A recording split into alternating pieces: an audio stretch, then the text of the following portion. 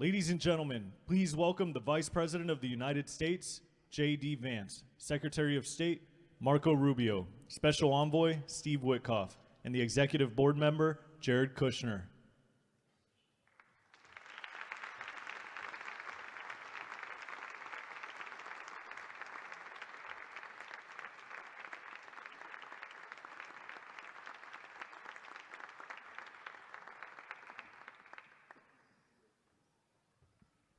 Ladies and gentlemen, please welcome the President of the United States, Donald J. Trump.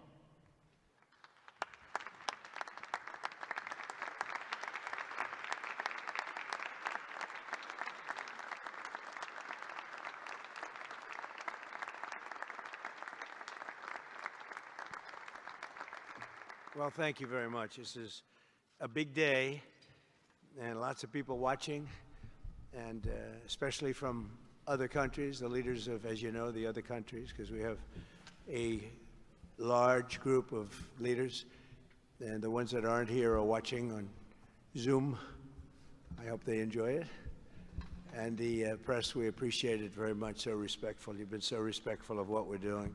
What we're doing is very simple, peace. It's called the Board of Peace, and it's all about an easy word to say, but a hard word to produce, peace. But we're going to produce it, and we've been doing a really good job, and some of these leaders that are with us have helped me very much during just this first year. We have a first year like probably no other ever in our country, because we settled 8 wars and I think a 9th to come. It's turned out to be a tougher one. I thought that was going to be the easiest one, but with war you never know what's easy and what's not so easy.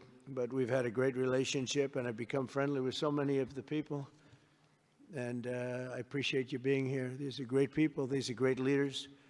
And the people that are watching by closed circuit and open circuit in many cases, they're so proud of it. They want it to be open. But they become incredible friends of mine. And, you know, we rebuilt our country in my first term, and now we're at a point that the United States has never seen before. We broke 50,000 on the Dow. They said that would take 4 years. We broke 7,000 on the S&P. They said you couldn't do that within 4 years. It would be impossible. And when I came in, they were all saying, if you could get to anywhere close to 45,000, it would be amazing achievement over 4 years. Well, we hit 50,000 in the first year, and we hit 7,000, which was actually tougher to do, according to the Wall Street geniuses. We hit 7,000 in the first year. They said it could take 4 or 5 years. They'd be very happy. It would have been a great job. We did it in 1. But we're doing a great job. Board of Peace is one of the most important and consequential things I think that I'll be involved in. We've been involved in a lot, and really I've been involved in a lot with the people up here. We work together on ending wars with their country. Some of the wars were 32 years long, 32, 34, and a 37. That's a long time, and we ended it in about 2 days, each one of those. But we have some other work to do, and we're getting it done. Gaza is very complex. It's been amazing. I want to thank Steve and Jared for an amazing job. Marco's over there watching. Everybody's fantastic. And JD, what a job. They're all doing. It's a team. I think it's the best team ever assembled. And you see that by the results.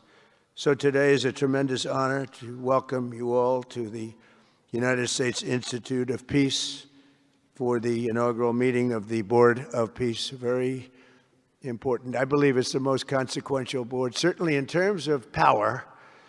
And in terms of prestige, there's never been anything close, because these are the greatest world leaders. Almost everybody's accepted, and the ones that haven't will be. You know, some are playing a little cute. It doesn't work. You can't play cute with me. But they're playing a little bit. But they're all joining. Everybody. Most of them very immediately. A few that we really don't want because they're trouble. Take care of them. But this is the most prestigious board ever put together. You know, I've seen some great corporate boards. I've seen some great boards, period. it's peanuts compared to this sport, because we have virtually everyone is the head of a country other than Johnny, but he's the head of soccer, so that's not so bad, right, Johnny? I like your job the best, I think. And by the way, your World Cup has set every single ticket record in the history of soccer. In the history, nobody's ever seen anything like it.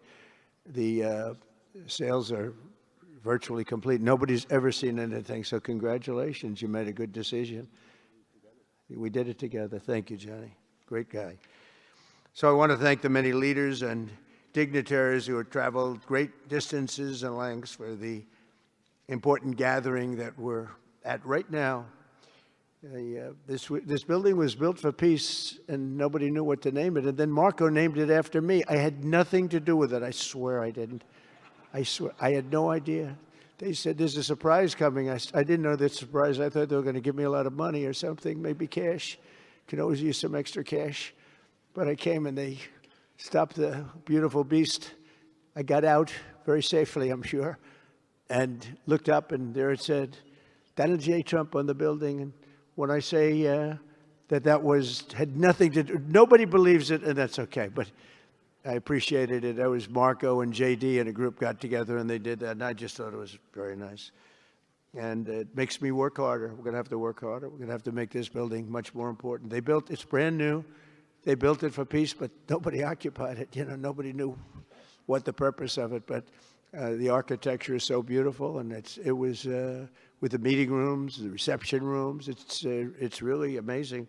Who would think that it was built without anybody in mind or anything in mind, and then the State Department took it over. They liked it. Marco came over one day. He saw this. He said, "This building is great," and he actually claimed it. Right? He claimed it. And that's what he does. Where is Marco? I said, Marco, is that true? You claimed this building. You took it away from about 5 groups that wanted it.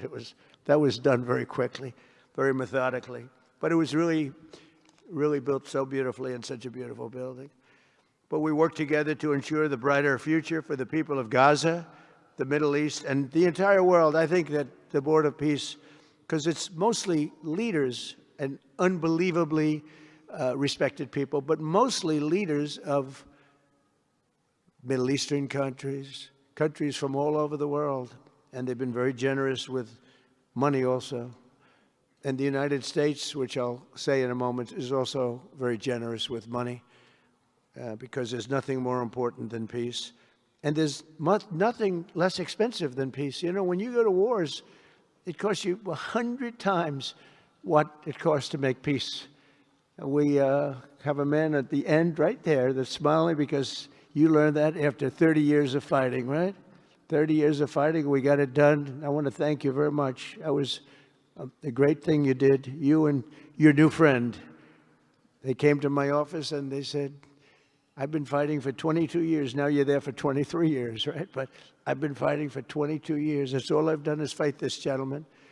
And his counterpart was there for 7 years. He said, I've been there for 7 years. All I've done is fight this gentleman. And we had it worked out in about 24 hours, right? And it's been a good piece of that. I think they've become friends. I'm not sure I'm allowed to say that, but I think so. I think they've become friends, right? Right. Great. Stand up. Stand up. These are 2 tough cookies, too. You think that was easy? It wasn't easy. These are 2 tough people, good people, but tough people. But, you know, we're in the Oval Office, and we were getting near. But the one was at one side of the room. I have 2 chairs right in front of the desk, the beautiful, resolute desk. One's over here. One's on the other side of the room.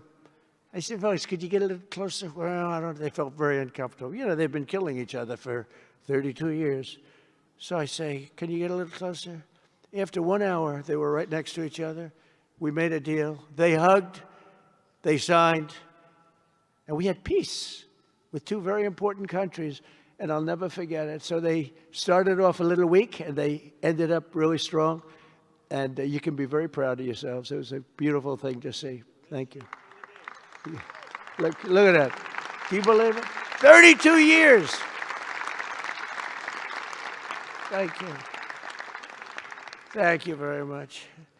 But we're honored to be joined today by Prime Minister Rama of Albania. President, where is President Milei? You're another one, I'll tell you. Where is President Milei? I endorsed him. I'm not supposed to be endorsing people, but I endorse, when I like people, you know, I've had a very good record of endorsing candidates within the United States.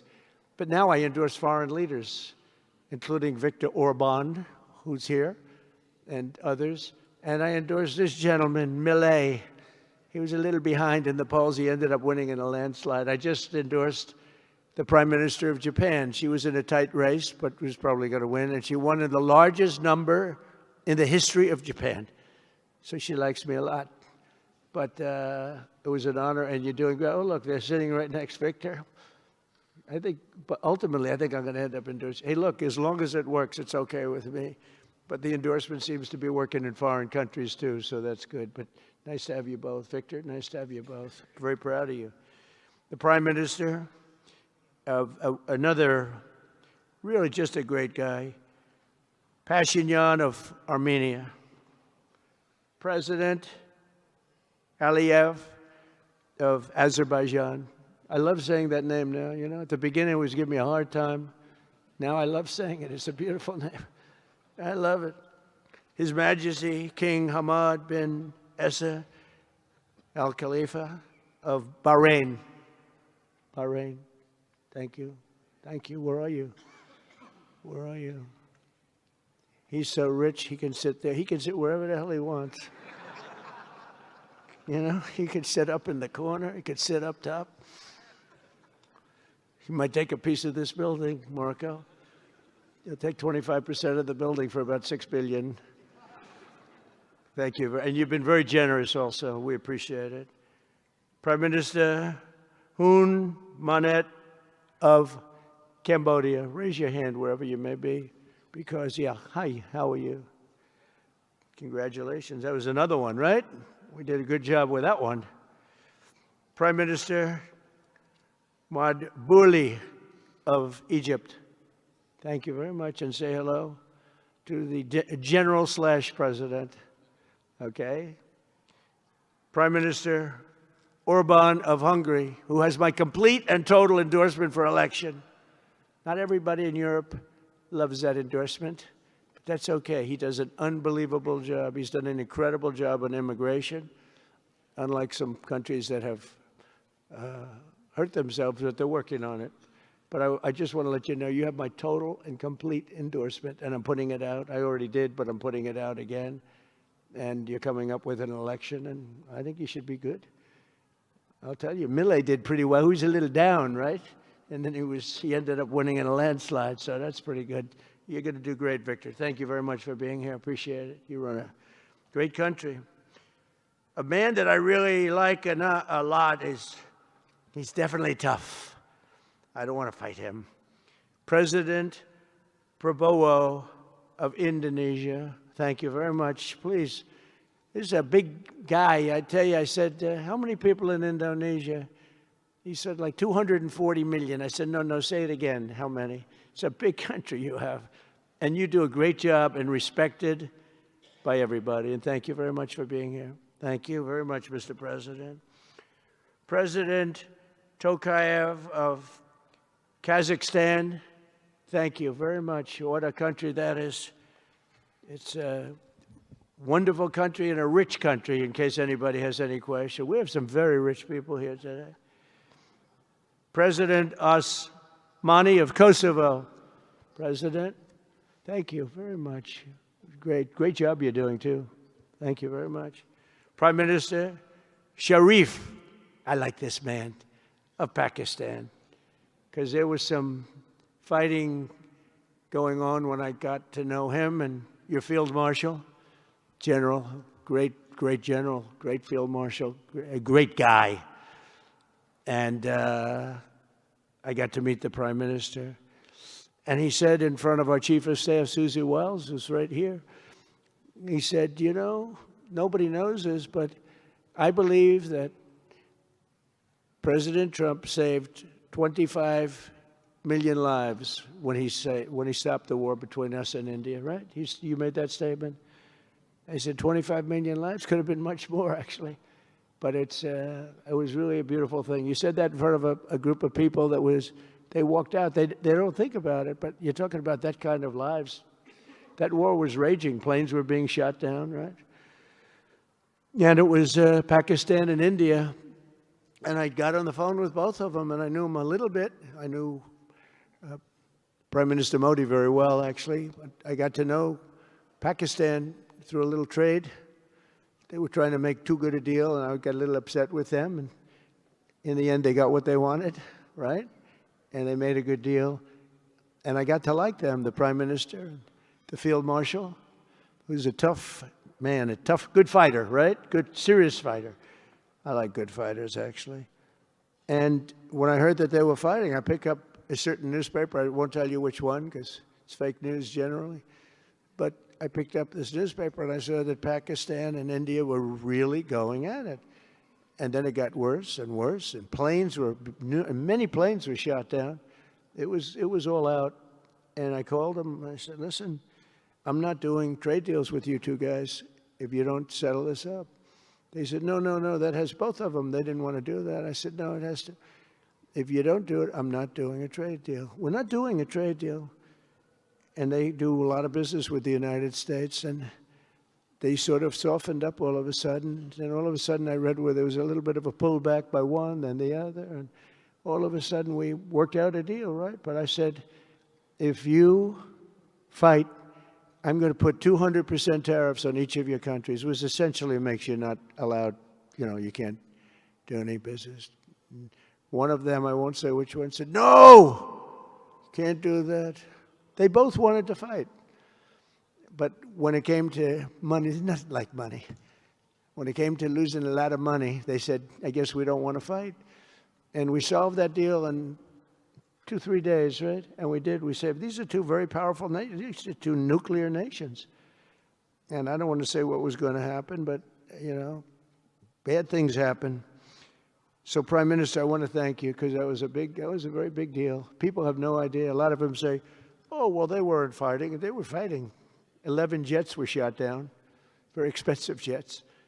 And they were all in. Both of them were all in, and now they're not. And I think we'll always be able to settle up with them. I really do. I think you're going to have, it's a lot of progress was made even in the relationship. And Prime Minister Modi also, he's a great man.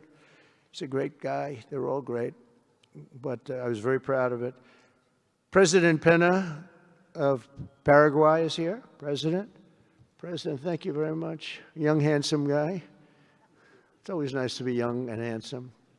Doesn't mean we have to like you. I don't like young, handsome men. Women, I like. Men, no, I don't have any interest. Good. That's right. That's right. Thank you very much. You're doing a great job, too. His Excellency, Prime Minister Al Thani of Qatar, just a great man, a great man and highly respected. And he's working with a man who is amazing. I always say he needs a public relations agency because you do so much good and they have you down as evil. And you're not evil. You help us so much and you're such a good ally.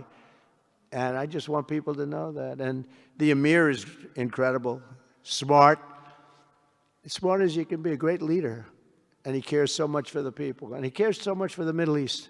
So I want to thank you very much and send my regards. Your country has been a great help. So, surprising to some of the people writing out there, but now they'll start changing their tune because it's true. I only tell the truth. Prime Minister Don of Romania, wonderful people. The Romanian people are fantastic, fantastic people, like you're fantastic. And a lot of them come and work in this country and help us in this country, as you know, and it's they are just really, really solid people. President Mirziyoyev of Uzbekistan, who is where? There he is, and a friend of mine. He's got one of the most difficult names in history, but that's okay. It doesn't matter. Your country's doing great. You're doing great. And just no problems. Every time I see him, nope, we're doing good. No problems. And General Secretary To Lam of Vietnam. Vietnam is incredible as a country and as a force, and it's an honor to have you. A really great honor to have you. A lot of respect for your country. We'll also want to express my gratitude to Vice President J.D. Vance, who is a fantastic man. He's a fantastic talent. He was a great student. He went to one school. He graduated. You know, most people, if you watch some of the people that were at the event in Munich, they didn't graduate quickly from college. They had everything they could do. There was one young, attractive woman. She was unable to answer questions. And she didn't do so well like J.D. did in college. J.D. graduated in a 4.5-year college in 2 years. And then he went to Yale and he graduated at the top of his class, went to the military grade. But when he went to Yale, there was one person that was marginally ahead of him, so he married her. Can you believe it? He married the person that was ahead. I don't know. I always like to say J.D. was first and Usha was second, because I get a little uncomfortable when I say them. But he's been incredible. He's a brilliant guy and a great guy, and he's been my friend. All of our people, we have a fantastic group of people, our cabinet members, everybody, many of them here. But J.D.'s been great. Thank you very much. He gets a little bit tough on occasion. We've got to slow him down just a little bit on occasion. He says his mind. Now, then we have the opposite extreme. We have your friend sitting in the back. Your best friend sitting in the back is Marco. Marco does it with a velvet glove, but it's a kill, right? The result is the same. They do it very differently. And Marco, you really did yourself proud 2 days ago in Munich. In fact, so proud that I almost terminated his employ because they were saying, why can't Trump do this? I do, but I say it differently. But Marco, don't do any better than you did, please. Because if you do, you're out of here. But no, I want my guys to do great. And the acclaim he's gotten and the acclaim J.D. gets is great. We have smart people. And when you see the representatives there, like Gavin Newsom, he didn't know what he was doing. They didn't even know why. He didn't know why he was there. Or AOC, she was unable to answer a simple question. And she could have said, well, I'm studying it, and I'll report back to you next week. You know, you can get away with that. But she just went, it's actually, I think it could be a career-ending answer, because for 25 years, anybody running against her, I think Susie is going to use that little piece of stuff. It was not good. It was not good. That was not a natural. So I want to thank J.D. I want to thank Secretary of State Marco Rubio. They're extraordinary. I want to thank Special Envoy for Peace, Steve Witkoff, who has been unbelievable. You know, I took Steve because I was a developer in New York, really successful, actually much more successful than Steve, but I don't want to say that. I'm not going to say that, Johnny. I refuse to say it. But I saw something in Steve. Steve's a great negotiator. Everybody loved him. All these developers, and they're tough. You know, New York developers tend to be on the tough side. And, you know, most of them hate each other. Like a lot of the people in this room hate each other. You know, it's sort of natural, I guess. But we're bringing love back into the room like the old days. But everybody loves Steve. Every developer, the worst, most evil people, horrible human beings, actually. And they love Steve. So I remember this, and we had some conflicts, to put it mildly, in the world. And I said, Steve, how would you like to be Henry Kissinger Jr. that doesn't leak? And he said, are you a leaker, Steve? No. He didn't even know what the word meant, and it's true. I always say Henry Kissinger, who was one of the great leakers of all time, by the way, Richard Nixon said to him, Henry, who's leaking all this stuff? I don't know, Mr. President. It was Henry. It was like, these are little stories I like telling you. But Steve has been unbelievable. Everybody likes him. Ukraine loves him. Europe loves him. Russia loves him. I mean, there's nothing wrong with this. He goes to see President Putin. Didn't know Putin. I set him up a meeting to see. I said, how's Steve doing? Sir, he's still inside. Oh, that was an hour. I called back. Tell Steve to call me when he's finished. I want to find out what the hell is going on. We want to end that war. Sir, he's still inside. 3 hours, 4 hours. They were together for 4 hours, the first meeting. That's talent. And they get along. I mean, people like or don't like Putin or Zelensky. They get along. Same thing with Zelensky. I mean, they all love Steve, and Steve's doing a great job. That's a tough one. That's a much tougher one. I would have thought that some of the ones that we settled that are up here would have been, I thought this would be easy because I have a very good relationship with President Putin. I have a very good relationship with President Xi. I'm going to be going to China in April. That's going to be a wild one. I said, but we have to put on the biggest display you've ever had in the history of China. You know, last time I went to China, President Xi, he treated me so well. He gave me a display. I never saw so many soldiers all the same height, exactly the same height within a quarter of an inch. You can do that when you have 1.4 billion people. You know, lots of shoulders. Everybody was within about 1/8 of an inch the same height. I said, if they put their helmets down, you could have played pool on the top of their heads. And it was pretty amazing. But I said, you got to top it. He said, I'll top it. We're going to top it. We're going to have a lot of the people, most of the fake news back there is going to be going. So we have, Steve has done a great job. And then a little bit later on, we brought Jared in. Jared was responsible for the Abraham Accords, which is incredible. Nobody else could have done that. A very smart guy. And we're making Jared an envoy also, envoy of peace. They're both envoys of peace. And you couldn't get two. I tell you what, I watch these two guys. I say, at least we're covered from an IQ standpoint. These two guys walk into a room. And, but people like them both, you know. They're good people. And they like them both. And they've had some very good meetings. They've had some very interesting meetings having to do with, as you know, Iran is a hot spot right now. And they're meeting, and they have a good relationship with the representatives of Iran. And, you know, good talks are being had.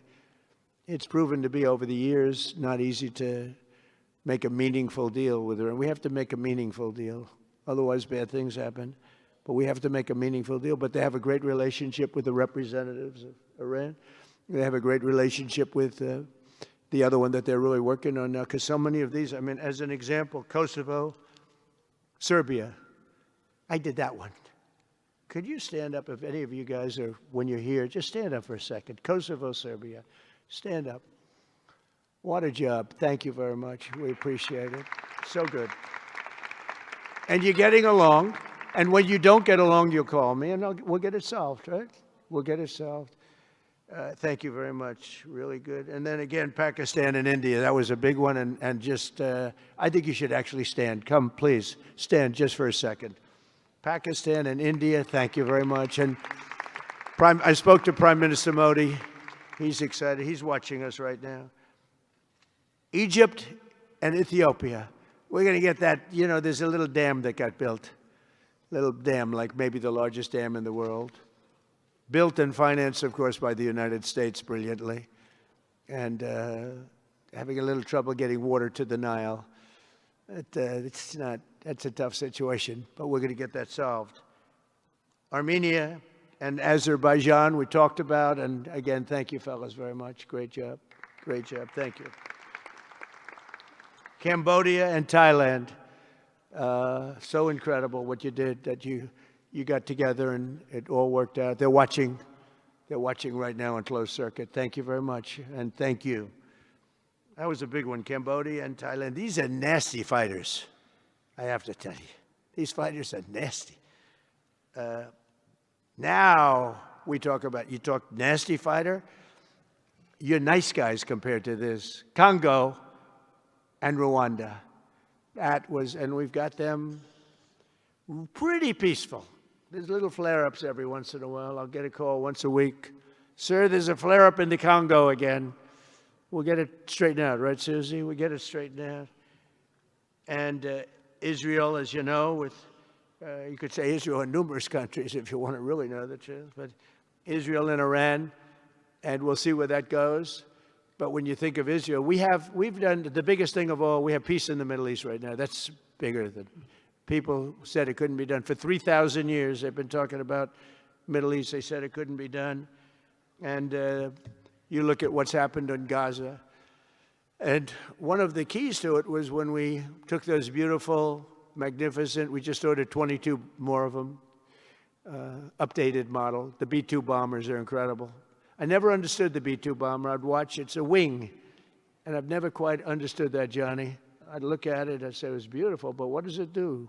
It carries very big bombs. And it went into Iran, and it totally decimated the nuclear potential. And when it did, when it decimated that, all of a sudden we had peace in the Middle East, because there was a black cloud hanging over the Middle East, and if that wasn't done, that cloud would have been there. And countries like Saudi Arabia, countries like Qatar, countries like, nobody could have signed. You would have had that threat. Nobody could have had, you couldn't have had peace in the Middle East. So now we may have to take it a step further, or we may not. Maybe we're going to make a deal. You're going to be finding out over the next probably 10 days. But this meeting today is proof with determined leadership, nothing is impossible. When I took office, the war in Gaza was raging with thousands of people being killed and no end in sight. Today, thanks to unrelenting diplomacy and the commitment of many of the great people in this room, we have 59 countries signed up on Gaza. Think of that. We have, it's amazing. But all the people, many, really so many in this room, the war in Gaza is over. It's over. There are little flames. Hamas has been, I think they're going to give up their weapons, which is what they promised. If they don't, it'll be, they'll be harshly met, very harshly met. They don't want that. All this stuff like they don't mind dying. They told me that's not true. Everyone said, oh, they don't mind dying. No, they don't want to die. They said, we don't want to die. People don't want to die. The ceasefire was held, and every last remaining hostage, both living and dead, has been returned back home. Think of that. That was an impossibility.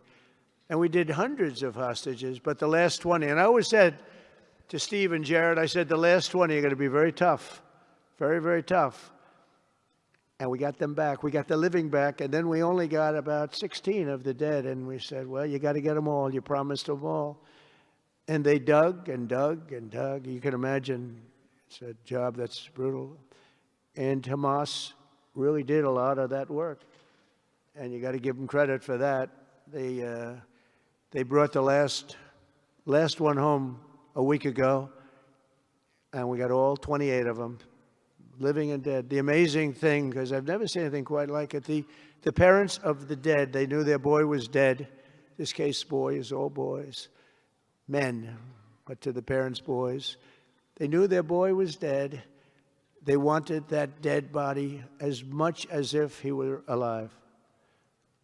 And when they got them back, there was great sadness, but there was great joy too. They wanted it as much as the people that got their sons back alive. But we got a lot of people before those 20, Steve, what nobody talks about. But, hundreds of people.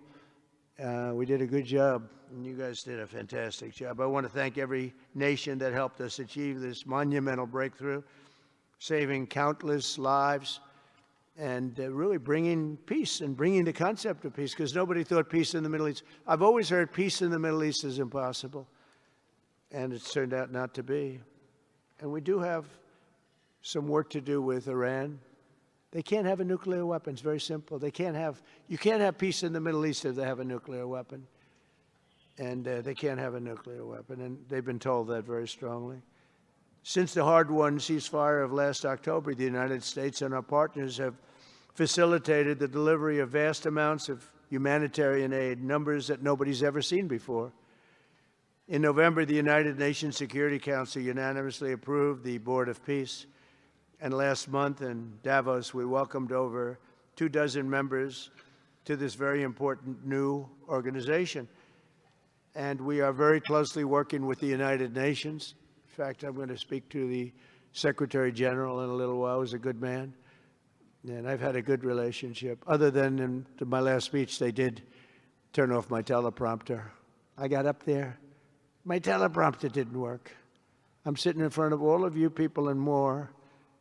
I had no teleprompter. I knew I was in trouble because I'm walking up. The teleprompters are over here. I had the most beautiful speech ready. I was all set to knock them dead. First, I had an escalator that stopped. You know that. It's going up. Boom. It's lucky my movie star first lady was in front of me because I put my hand on a certain part of her body, and I was able to stop my fall. Otherwise, because she had no trouble, I said, boy, that was a very sharp stop, Johnny. So I said, that was strange. I've been on a lot of escalators. It's never happened before. Usually it stops very slowly. This was just boom. But our First Lady was right in the proper location for me.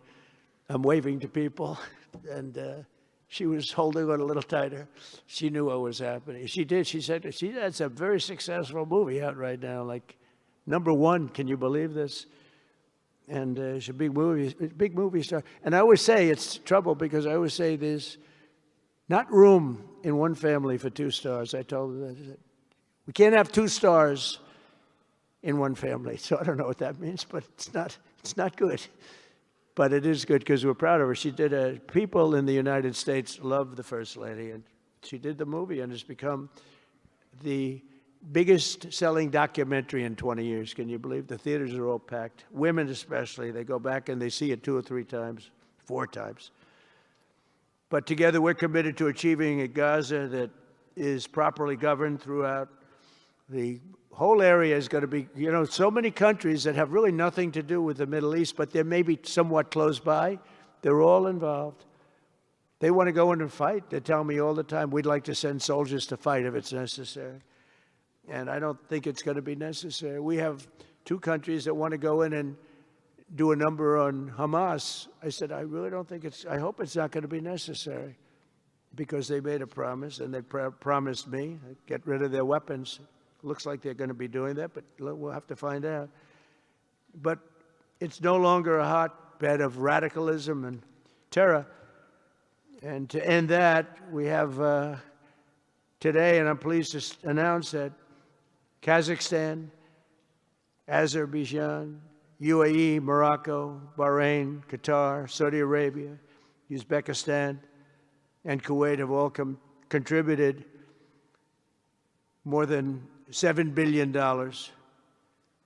toward the relief package. That's great. Thank you, fellas. Thank you.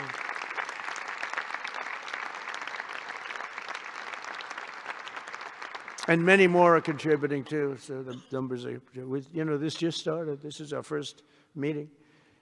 But every dollar spent is an investment in stability and the hope of new and harmonious. It's a region that's so important. It's so vibrant. It's so incredible. The people are so incredible, but we want to have a harmonious Middle East. The Middle East is amazing. So many friends in the Middle East. They're so smart. Sometimes they're too energetic. That's the problem. A lot of people aren't energetic. Sometimes they're a little bit too energetic. These are great people.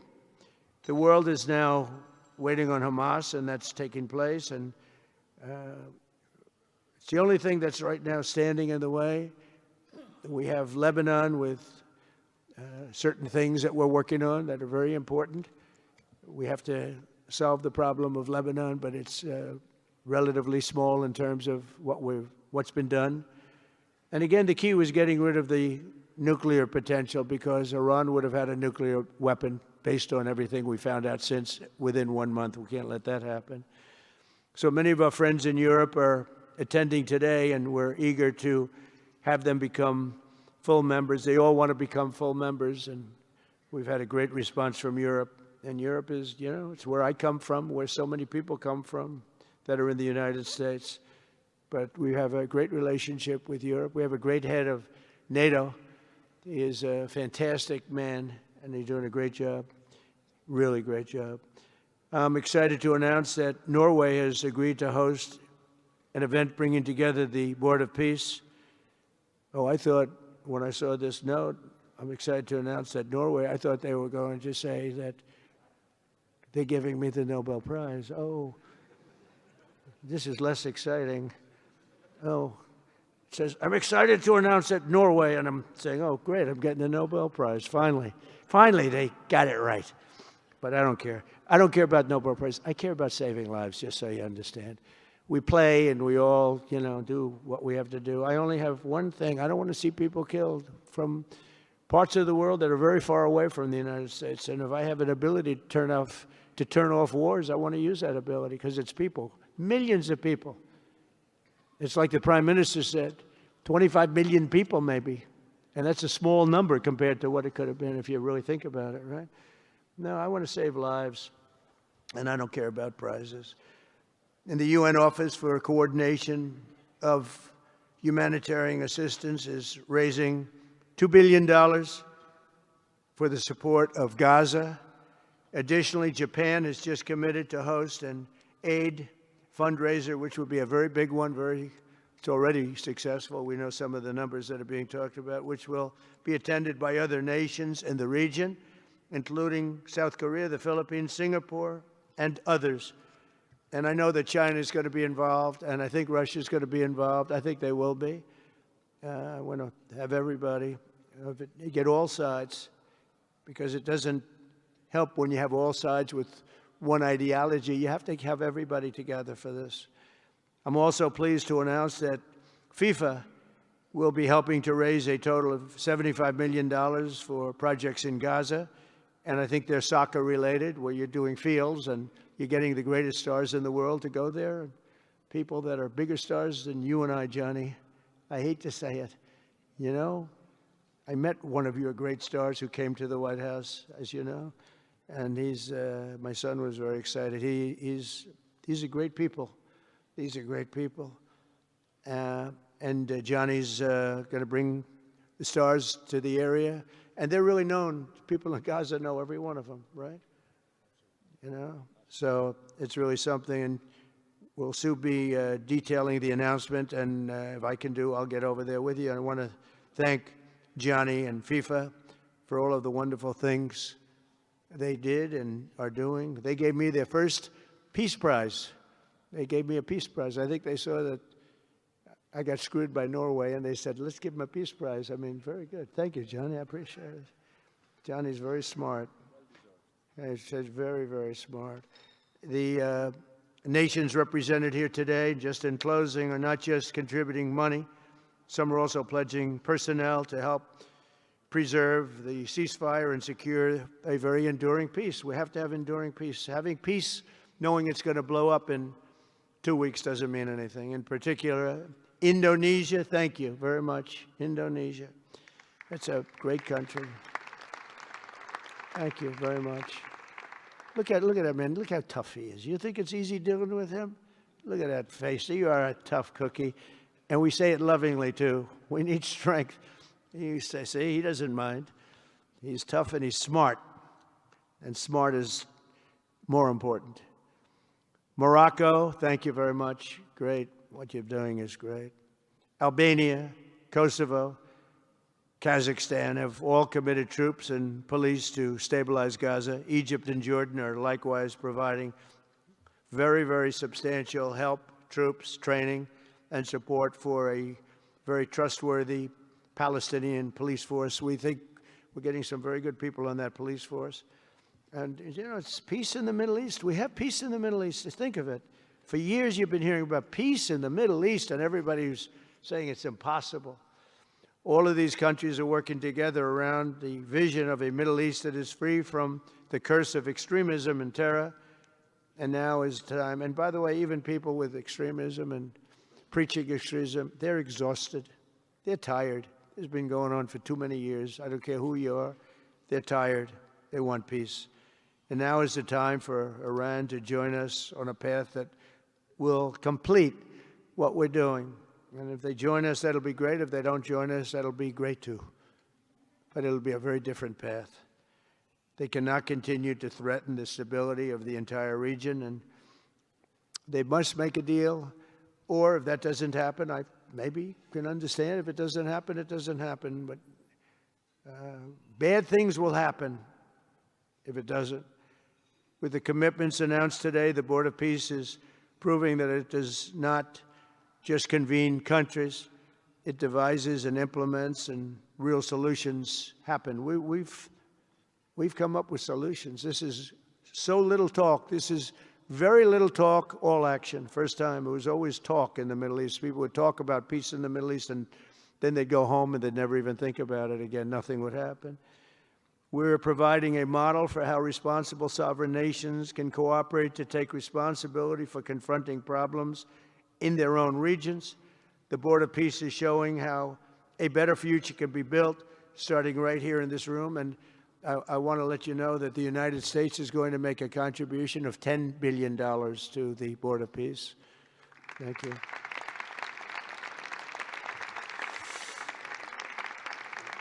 And we've had great support for that number. And that number is a very small number when you look at that compared to the cost of war.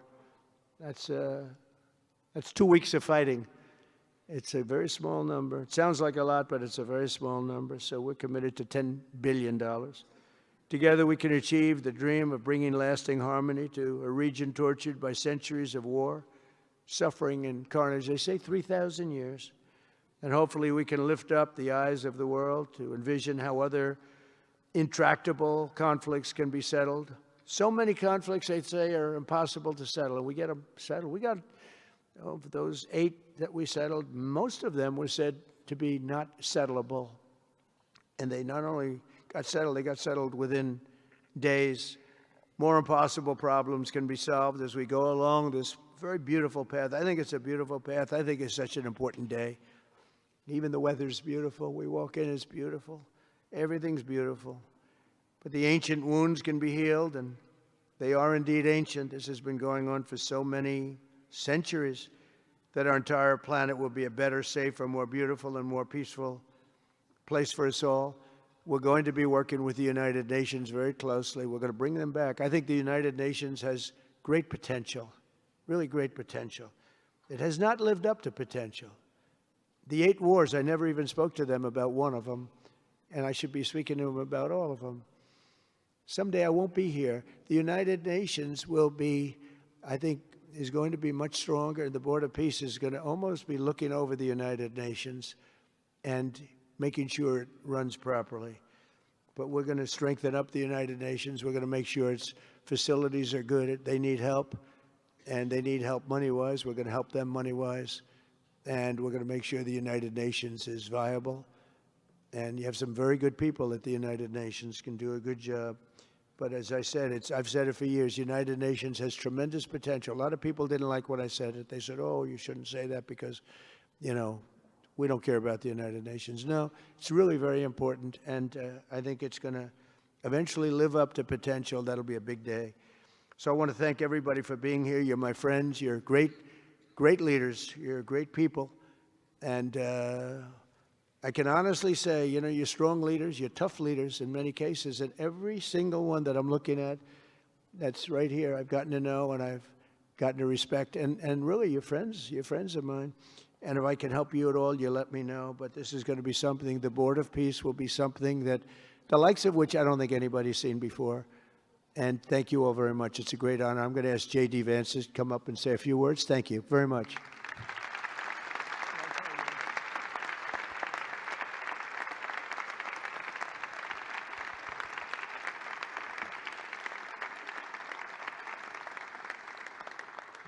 Well, thank you, Mr. President, very much for your leadership, but also for the kind words about me personally. I knew exactly what I wanted to say, but then after the President said that I was so smart and that I didn't want to repeat our Congresswoman who froze for 20 seconds over in Munich, now I'm tempted, sir, just to freeze for 20 seconds and just stare at the cameras, and maybe they'll say nice things about me like they do about Congresswoman Cortez. But I have 3 very brief messages. First of all, to the President of the United States, but to the entire team, to Marco, to Steve, to Jared in particular, who've done such an incredible job. I think what this Board of Peace represents is a recognition that if you actually have a President of the United States and a team that's committed to diplomacy, it can actually work. When I look at what happened to Israel on October the 7th, all those innocent people who were murdered, the fact that you had all of these hostages, and of course, a terrible war that came from it, I remember thinking to myself, how is it ever going to be possible to get these hostages home safely, to make it possible for the people of Gaza to actually have a reasonable future, but also to ensure that Israel is never attacked again? It turns out the answer was you just needed a president who was committed to the effort and committed to the work, and that's what we had, thankfully, under the leadership of this president. And you got to make peace, but then you have to make the peace stick. And that brings me to my second point. That's what the Board of Peace, I think, is fundamentally about, is making the peace stick. And it's an incredible thing that you guys have all done. So to all of the leaders gathered here today who are investing in the future, who are investing in peace, we're grateful to you. We're grateful for your partnership. And in particular, I think to the President of Azerbaijan and the Prime Minister of Armenia, who I just saw last week, thank you all for making it possible and for showing what real leadership can accomplish. When you set aside weapons and killing and destruction and invest in your people and invest in prosperity, it can create great things. So thank you both for what you did. I think it showed great leadership. And finally, to the American people, I think it's important that the American people recognize why we're here today. And the reason that we're here today is, yes, to save lives and yes, to promote peace, but this creates incredible prosperity for the American people. The countries represented here represent trillions of dollars of investment in the United States of America that would not have been possible without this president's leadership and advocacy for peace. The economies here represent millions of American jobs of people who are receiving products built in American factories and made by American workers would not be possible without a focus on peace. So, Mr. President, while I think this is great for the world, I also think it's really, really great for the United States of America, so we're looking forward to the partnership. With that, I want to turn it over to the MC for the rest of the program, and that is our great press secretary, Carolyn Levitt. Thank you.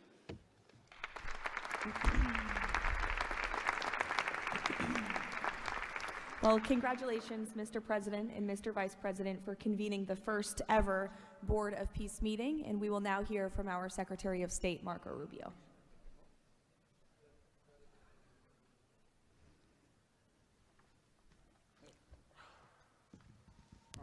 I'll be brief and to the point. We want to talk a little bit about the strategic vision of this organization and begin doing so by first acknowledging that we are here today because the President of the United States, Donald J. Trump, has both an ability and a willingness to use the power of his office to think outside the box. And that's why we're here today. This was a very unique crisis in Gaza, one that the existing international institutions could not solve or figure out. It needed a very specific type solution that required the partnership of all the nations that are here, including those that are here on an observer status. And we appreciate you coming today and being a part of this as well. And that's the point I want to drive home today. And soon you'll hear from Steve and Jared, who, by the way, deserve an incredible amount of credit for pulling this together and working countless hours and traveling all over the world. They truly deserve our appreciation and thanks for the work they've put in under the leadership of President Trump to make this possible. This Gaza situation was impossible to solve under orthodoxy, under existing structures. And so what we did is they went to the UN, and they got the UN's approval to put this group together and bring these nations together to come up with a very specific solutions to a very unique and specific problem. We have a long ways to go. There's a lot of work that remains. It will require the contribution of every nation state represented here today, and we thank you for being a part of it. And we hope that this can serve as a model for other complex and difficult situations so they can be solved in the same way. But right now the focus is on this one. We have to get this right. There is no plan B for Gaza. Plan B is going back to war. No one here wants that.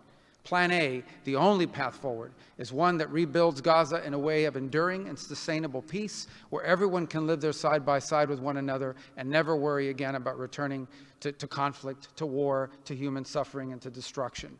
And again, Mr. President, thank you for having the vision and the courage to pursue something that has never been done before. And we're not done yet.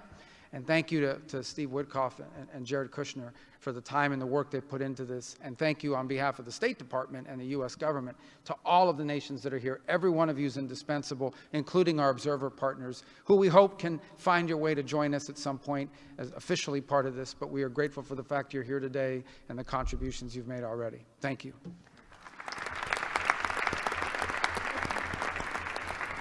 Thank you, Marco. We will now hear from our special envoy, Steve Witkoff.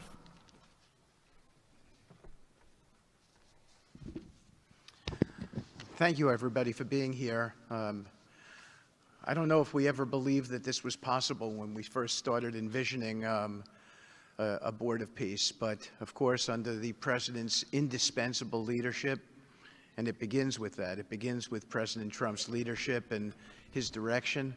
We are here today, and it's pretty amazing. I think we have some people to thank. We had an amazing partnership between the mediating countries, Qatar, Egypt, Turkey, Prime Minister Mohammed, You are an exceptional human being. You really are. Ali, thank you for everything you did. That's you right over there, Ali. Wherever Hakan is, Hakan, you were amazing. And so was Ibrahim and President Erdogan. And of course, to the Egyptians, Badr, I know you're smiling because we went through so much. And General Hassan was amazing. We all became friends here. And Prime Minister Sisi, President Sisi, pardon me, and so many others.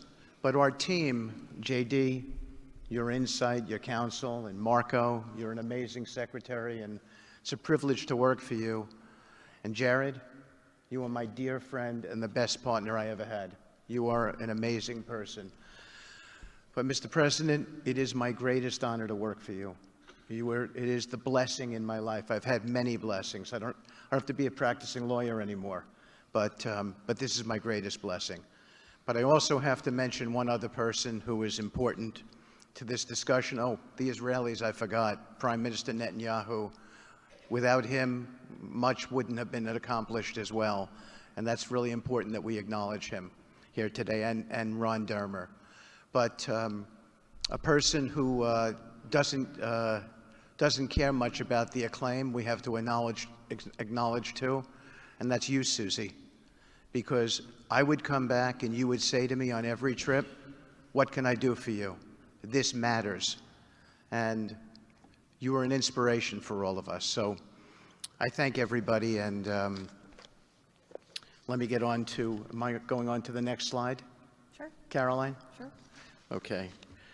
So with regard to the hostages, we're here today, again, I say it, I know it sounds redundant, but we're here today because of President Trump. Without him, none of this was possible. There were 251 hostages. 168 came out alive. 83 bodies were returned to their families so that they could grieve and remember their loved ones like in a normal way. In a way that brought their families together. So that was just as important. This was a monumental effort, and I want to tell a story about the president. Every time a hostage family came to visit with us, they were not on the president's schedule. I would walk down to the Oval Office, I would tell the president that there was a hostage family here, and he would say, Steve, bring them up. Every single time. Mm-hmm. And when we got the last 20 out, we had a celebration at the White House, and I could see the emotion on the president's face. And he came up to me and he said to me, I have to tell you, this is my 5th year in the Oval Office, and I don't know that I've ever had a more special time than this moment with these people, seeing them come home.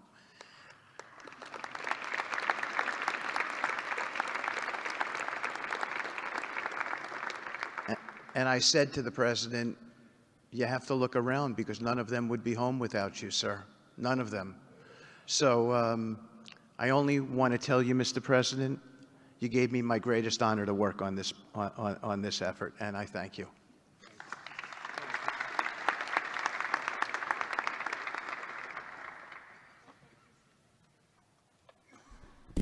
Thank you, Steve. Now you're going to hear directly from the team that has been tasked with implementing President Trump's 20-point plan for Gaza, beginning with our ambassador to the United Nations, Mike Waltz. Thank you, and thank you, Mr. President, Excellencies. First, let me wish everyone a happy and prayerful Ramadan. Thank you so much for joining all of us today. Mr. President, Excellencies, bottom line, humanitarian aid has absolutely surged since the Gaza war ended. Our Central Command, our great military, is working together with Israel, with the UN, so many countries here to coordinate the aid, to make sure there's deconfliction. Over 70 countries now are participating in our Civil Military Command Center, and here are the results. Aid is up. 4,200 aid trucks have entered Gaza each week for 13 consecutive weeks, the longest stretch of high-volume assistance to Gaza in years. Diversion is down significantly from prior to the ceasefire, with less than 1% diverted this month. Food supplies are way up. We are reaching the full 2.1 million Gazans with aid, up 5 times from the delivery levels before the ceasefire. The percentage of households experiencing severe hunger has dropped from about 30% to down to 1%. As of this past February, drinking water has doubled and child malnutrition has been cut in half. If we could go to the next slide. Mr. President, only under your leadership and this great team could we bring together the United States, Israel, Egypt, Jordan, the UAE, the United Nations agencies. Mr. President, bottom line, like you, this is a board of action, not a board of endless talk or speeches, and these results are a true testament to your leadership and the leadership of this great team. We are saving lives, and it's an honor to be a part of it. Thank you, Mr. President. Dr. Ali Shaith. It is my honor to be here representing the National Committee for the Administration of Gaza. Thank you, President Trump, for your leadership, for your continued efforts. A new governing authority is now in place for Gaza, with a clear mandate and a clear commitment to establishing development and stability. However, we are operating in extremely difficult conditions. Large parts of Gaza Strip are severely damaged, destroyed actually. Humanitarian needs are acute. Law and order remain fragile. This is not normal operating environment, President, which is precisely why discipline and prioritization matter. Our priorities, therefore, are defined into 4 categories. First, restore security via professional civilian police under one authority, one law, and one weapon, including training and developing 5,000 Gazan police to be deployed in 60 days. Secondly, revive economic activities and livelihoods, creating decent jobs, especially for our young population. Thirdly, ensure sustainable emergency relief as described earlier. Fourthly, restore basic services including electricity, water, health, and education. And last but not least, the access and movement. Our mandate is simple, President. Step by step to build the foundation for lasting peace, dignity, and prosperity for the people of Gaza. And this is where we count on your continued leadership and support. Blessed the peacemaker. Thank you.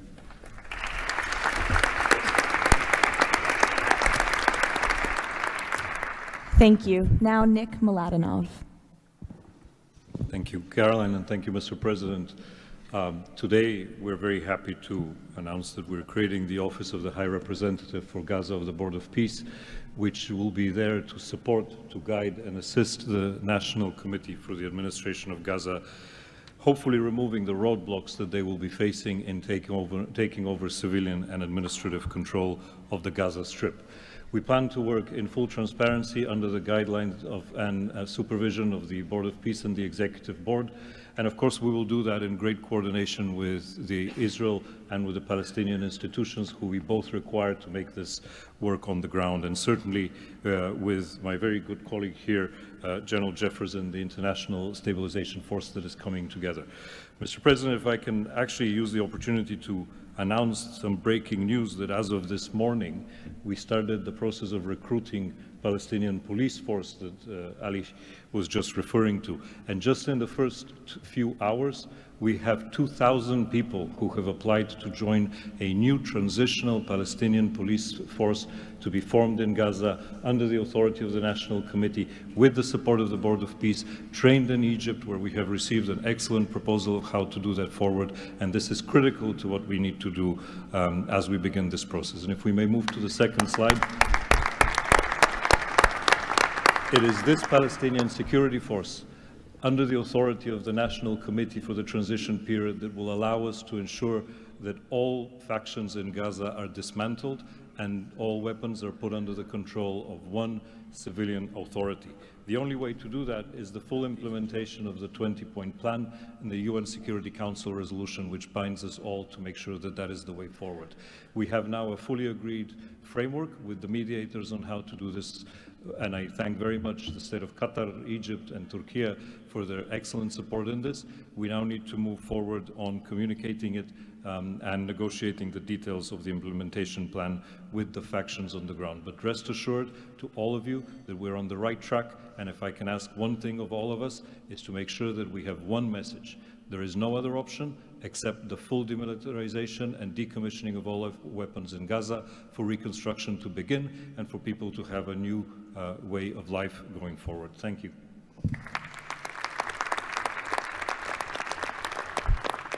Thank you, Nick, and congratulations. Now, Major General Jasper Jeffers. Thank you, Caroline, Mr. President. It's an honor to be here today as the ISF commander. The ISF will do two things: stabilize the security environment in Gaza and enable civilian governance as established by the National Committee. For the last few months, we've had a team on the ground of U.S. military experts preparing the infrastructure for the ISF. This team's already operating from a combined joint operations center that's going to be the headquarters for the entire ISF. As you can see on our map, our plan is for the ISF to be assigned in 5 different sectors, each sector receiving 1 ISF brigade. In the short term, we plan to deploy to the Rafah sector first, in addition to the training of police. Midterm objective is to continue to expand sector by sector, all moving to our long-term 12,000 police and 20,000 ISF soldiers. I'm incredibly pleased to announce today that the first 5 countries have committed troops to serve in the ISF: Indonesia, Morocco, Kazakhstan, Kosovo, and Albania.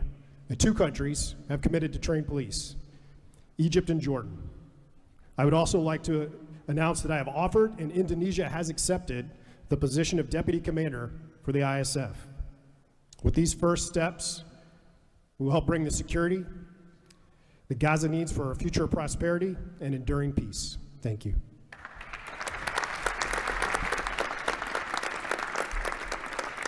Thank you, Major General. Mr. Tony Blair. For decades, Gaza's governance has been characterized by extremism, corruption, ineffective institutions, and the complete absence of a route to prosperity for the Gazan people. Yet, as President Trump recognized, its potential has always been vast. 25 miles of Mediterranean coastline, proximity to great regional and global markets, and a young, dynamic population with a median age of 19. So today we set out profound changes necessary to rebuild Gaza for Gazans. Gaza not as it was, but as it should be, including its governance. Effective public institutions serving the people, a business environment where enterprise flourishes, an education system educating the young for tolerance and achievement, and a tech-enabled society making the most of the digital revolution.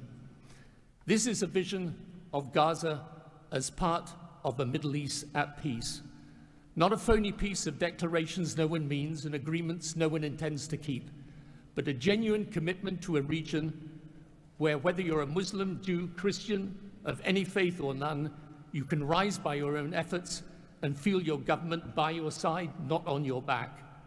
That is the vision behind President Trump's 20-point plan for Gaza, and it remains the best, indeed the only hope for Gaza, the region, and the wider world.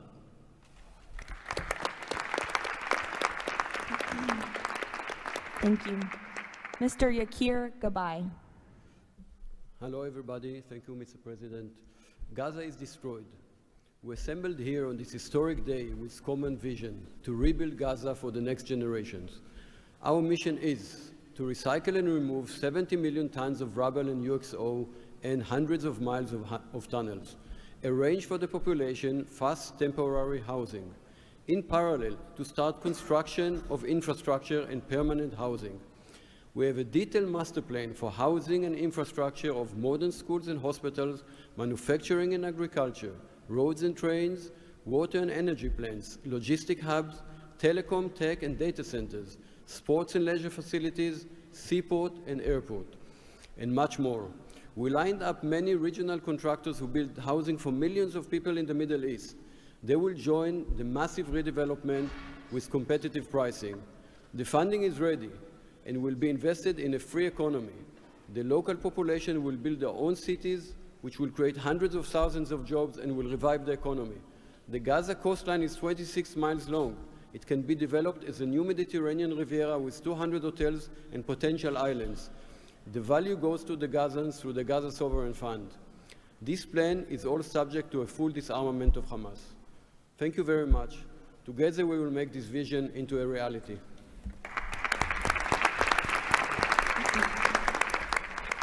Thank you. Mr. Liren Tanman. When we asked the NCAG what Gaza needs to unlock its potential, the answer was clear. Reconnect Gaza to the world, digitally and economically, and replace corruption with an open, tax-free system. Gaza was once a vital trade hub between Asia and Europe. Reconnection is a return to its roots. Even the word gauze comes from Gaza, where silk was woven and exported to Europe. So, we brought together Palestinian, Arab, and American partners to deliver practical solutions. By July, Gaza's 2G network will be upgraded with free, high-speed access to essential services. The NCAG is building a secure digital backbone, an open platform, enabling e-payments, financial services, e-learning, and healthcare with user control over data. This effort is supported by our regional partners, and I believe you will hear some exciting news from them on that later today. In parallel, we're advancing an Amazon-like logistics system to help Palestinian launch businesses import globally and trade securely. This will lower prices, drive growth, and help transform Gaza into an open, transparent, corruption-free economic zone. Thank you. Thank you. Mr. Mark Rowan. Mr. President, distinguished leaders, the goal is simple. Take the momentum all of you have provided and build it into something that is not just temporary relief, but something that provides a long-term foundation that will enable many of the goals we've spoken about today to be achieved. We plan to do this by gathering Gaza's productive assets in one unified structure. This will allow independent, professional, conflict-free management of the resources to benefit the Gazans. This will also enable expeditious planning and zoning and not fragmented projects that do not contribute to an economic whole. The potential here is tremendous, but it has to start somewhere. The start is in Rafah, where, as you heard, that will be the first place security is deployed. The plan is 100,000 homes for 500,000 residents plus $5 billion of infrastructure. Over time, 400,000 homes for the entirety of the population with more than $30 billion of infrastructure. Let me put it in financial terms. This is not a problem of money or collateral. This is a problem of peace. The coastline alone, $50 billion of value on a conservative basis. The housing stock, more than $30 billion as rebuilt. The infrastructure, more than $30 billion. $115 billion of value. It just needs to be unlocked and financed. Great, thank you. Mr. Ajay Banga. Thank you, Caroline, and thank you, Mr. President. All this requires money. And so when the UN Security Council resolution got passed, we set about creating the Gaza Reconstruction and Development Fund at the World Bank. It's housed there. The World Bank's role is that of a limited trustee. We manage the donor contributions coming in of the type that the President said a little earlier in his opening remarks. And then we help to manage that money while it stays with us. And under the direction of the Board of Peace, we disperse the money for reconstruction and development projects in Gaza. This fund is ready to receive the donations that he spoke about just a little while ago. The second part of the story is that you as donors deserve the right to know that the money is being used in a transparent way.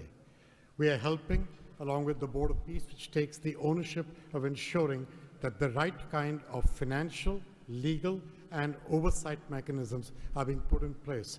We've even assigned a financial controller from the World Bank on a secondment basis to the Board of Peace to ensure that we can try and help build the best standards in this process.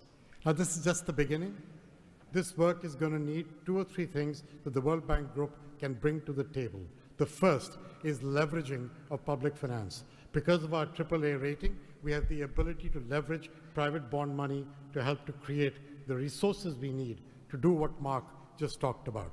The second is we can de-risk private investing. And the third is we have people on the ground and expertise and knowledge of doing this kind of work in other markets. We want to be not an armchair critic of a process, but an active participant in giving Gazans and people in the region the opportunity of the lives they deserve the one time we get the chance. So thank you again.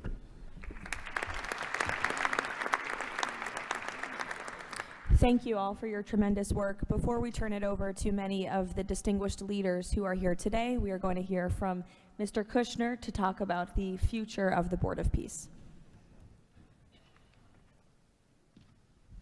Thank you, Caroline, and thank you, Mr. President, Mr. Vice President, Secretary Rubio. We cannot change the past, but I think that what you're seeing today is that we can potentially change the future if we focus and do this in the right way. We tried to structure this meeting like a proper board meeting, like we do in the private sector, where we have all the preparation, we get the right people together, and we really report on what our challenges are, what the opportunities are, and what are the approaches. What you've seen today is just a small sample of the work that's been done. And I really want to thank the entire team that's worked so hard at this. A lot of these people are volunteers. They're doing this not for any personal gain. People are not personally profiting from this. They are really doing this for their children and for their grandchildren and because they want to see peace. One small anecdote is Liran said to me, "Are you sure I should be presenting? I'm a Jewish Israeli and I'm working on Gaza and all these things." And I said, "That's exactly why you should be presenting today." If Jews and Muslims work together, Israelis and Palestinians with Americans and English and Bulgarian and people from all around the world, then we can kind of join on a common goal, which is peace and togetherness, and that's really what we've done. I want to thank President Trump. I remember working with you on your first foreign policy speech in 2016 that you gave at the Mayflower Hotel, and at the time, those ideas were considered to be very, very radical. What I saw as somebody who didn't have any foreign policy experience were just common sense ideas. Why can't the world be better? Why can't there be peace? Why can't there be more prosperity for all people in all ways? And I think over the last decade, you really have changed the way that the world thinks about a lot of these things. And I think that this organization is bringing a new approach and new ideas and new people together in order to effectuate it. I'd really like to thank all the countries that joined on very early. I see this as a very self-selecting group of countries that really believe that the future can be different and wanted to join in partnership and put their reputations and their resources and their time and their ideas on the way to say, these are the challenges we're putting into that we're solving in our own countries. We want to come with new ideas because we've achieved success and we believe that the world can be better in that regard. So I don't have to go through these slides in great detail, but we've secured today, even without the president's, amazing commitment, over $7 billion. As Mark said, we don't really have a resource issue here, although we are going to need everyone's support. We just need to be executing and doing this in a good way. We've dealt with the humanitarian issue. We've returned the hostages.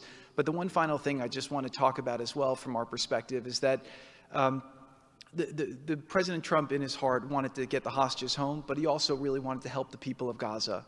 He saw the suffering that they were enduring, not through fault of their own, because of the bad leadership that they had, the situation they were born into, The war was a horrific, horrific situation. And I think through this process, thanks to Ali and the committee, we are now here to fully support the committee. We are here to help the people of Gaza, to lift them up and give them every opportunity to succeed. And we really see this as a partnership with them and with the Israelis to see if we can create an environment that can be peaceful, that can be functional, that can offer people the opportunity to really live a better life. And I think you've seen some of the work today, and hopefully we'll be successful. Like I said, the last one, failure is not an option, and we have to really push forward and keep finding ways to succeed with this. So really thank you, President Trump, Vice President Vance, and Secretary Rubio, and obviously Steve, who's been, like he said about me, I feel just about him.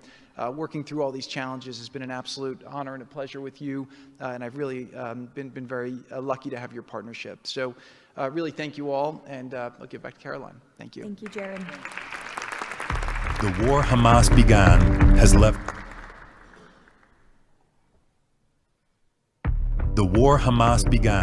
has left Gaza in ruins. Yet from these ruins, a new future will rise.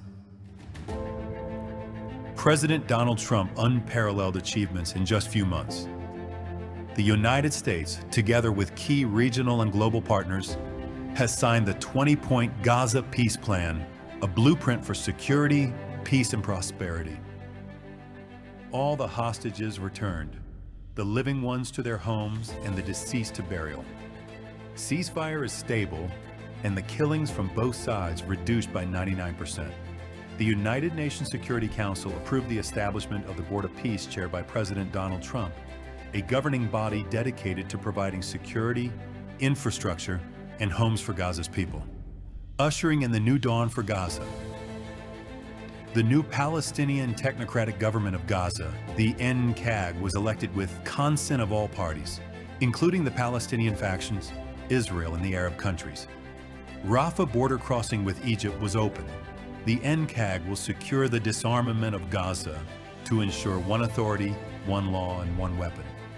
The United States and its partners, in coordination with the World Bank, are pledging billions of dollars to rebuild Gaza. Safe areas are being established in Rafah and later across the Gaza Strip, where families can receive shelter, food, health care, and education. In Rafah, Gazans will build their first new city.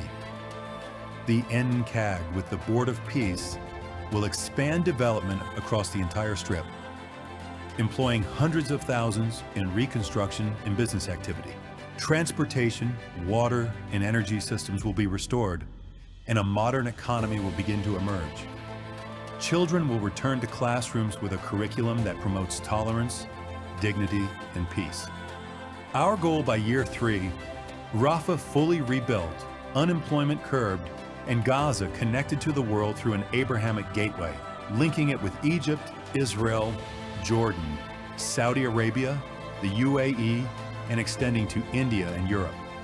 By year 10, Gaza will be self-governed, integrated into the region with thriving industries and housing for all.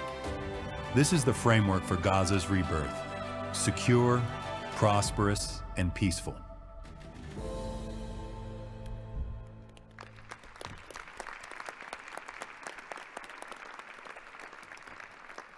It's amazing. Now we will hear from our distinguished leaders who are here today, beginning with the King of the Kingdom of Bahrain. You're welcome. President Trump, distinguished members of the Board of Peace, it is an honor to participate in this inaugural meeting of board convened by President Donald Trump.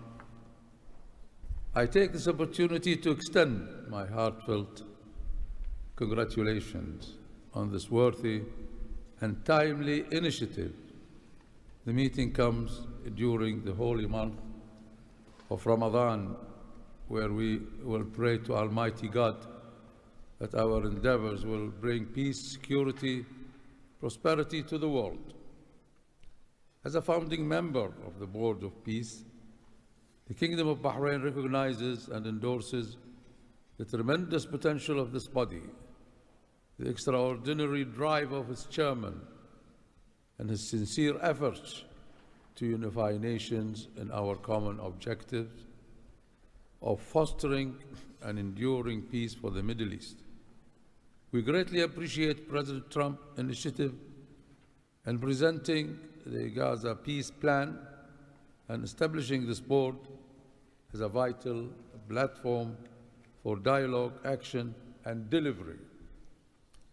As we embark on this historic journey together, we urge all peace-loving nation organizations and groups to actively engage in the successful implementation of the second phase of the Gaza peace plan.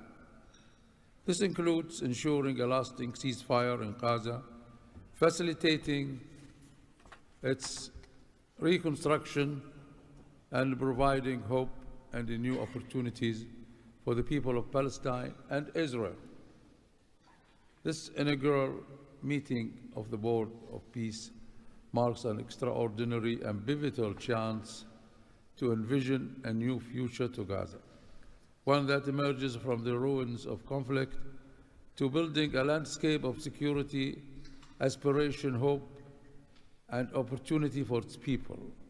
And reaffirming our commitment to this vision, the Kingdom of Bahrain has contributed the funds towards the operations and administration of the Board of Peace, and today we announce our readiness to provide the necessary infrastructure and skills to establish an effective government digital services platform for Gaza.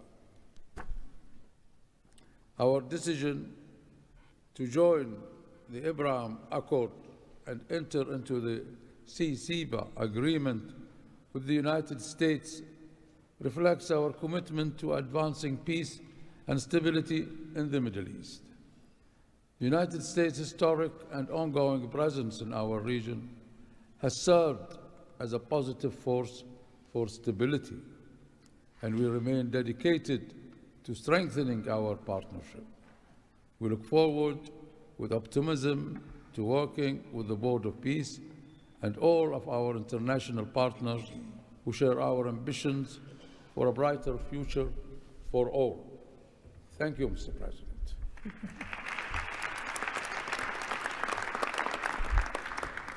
Next, the President of the Republic of Kazakhstan. Dear Mr. President, ladies and gentlemen, our meeting here at the Donald Trump U.S. Institute of Peace comes at a moment when decisive and pragmatic actions matter most.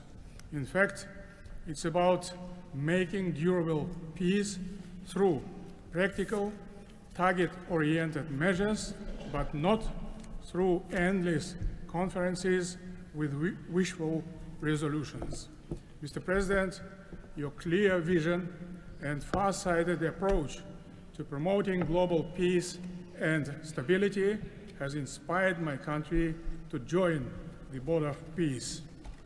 The Board of Peace is widely expected to respond directly to new realities by reinforcing existing multilateral efforts. The world has never seen a move like this. It is absolutely unprecedented because, in essence, peace through construction is a very innovative concept or project, and it has every chance to become a reality by our joint efforts. Therefore, Mr. President, I acknowledge and accept your conviction that lasting peace must be built on concrete actions. As our first step, we are ready to contribute a significant amount of cash finance directly to the Board of Peace without any delay. Kazakhstan is also keen to be part of the restoration and construction process through international companies with strong credentials. The program, mostly funded by our government, may include the construction of infrastructure, housing, residential complexes, schools, hospitals, and other important civilian facilities as well as the rubble clearance. We pledge to fully accomplish our financial commitment toward the board. As one of the world's major producers of wheat, Kazakhstan is ready to provide humanitarian assistance to enhance food security in Gaza and beyond. Kazakhstan plans to provide 500 scholarships to Palestinian students to pursue academic programs in our universities over a 5-year period. We can share our internationally recognized e-government expertise and other digital solutions. Kazakhstan is willing to support the ISF by deploying military units, including medical units, and sending our observers to the Civil Military Coordination Center. Sustainable development in the Middle East requires new ways to promote peace, cooperation, and trust across the region. That's why Kazakhstan has joined the Abraham Accords. This crucial move is fully aligned with the noble mission of the Board of Peace. Both of them may constitute a solid basis for joint efforts to promote peace and security in the Middle East and to foster economic, humanitarian cooperation in the region and even beyond. Given the global nature of the board's agenda, Kazakhstan is committed to providing practical support, including through hosting meetings at different levels and scales. I also would like to propose to establish a special President Trump's Award of the Board of Peace to recognize his outstanding peace-building efforts and achievements. I am confident, Mr. President, that under your strong leadership, the Board of Peace will successfully deliver its great, noble mission. Thank you.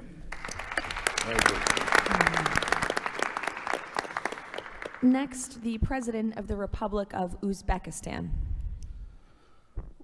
Уважаемый господин президент Трамп, ваше превосходительство, позвольте выразить искреннюю признательность президенту Соединенных Штатов Америки Дональду Трампу за созыв инаугурационного заседания Совета. Несомненно, сегодняшний саммит – это результат политической воли и прагматизма президента Трампа. Узбекистан поддержал миротворческую инициативу о создании Совета мира и твердо заявил о намерении принять практическое участие в ее успешной реализации. Убежден, что работа Совета позволит сформировать благоприятную обстановку для экономического и социального восстановления сектора Газа. При этом любой механизм внешнего управления должен непременно опираться на внутреннюю поддержку населения сектора. Скоординированные усилия всех сторон позволят обеспечить устойчивость постконфликтного процесса и создание условий для скорейшего восстановления Газы. Подчеркну, что Узбекистан готов внести посильный вклад в возведение жилых домов, детских садов, школ и больниц. Уважаемые друзья, символично, что нынешний саммит проходит в Институте мира имени Дональда Трампа. Наша встреча является ярким проявлением международной солидарности, миротворчества и общего стремления к улучшению ситуации на Ближнем Востоке. Мы должны использовать эту историческую возможность для построения новой Газы с процветающей экономикой и достойным условием жизни для всего населения. Благодарю за внимание.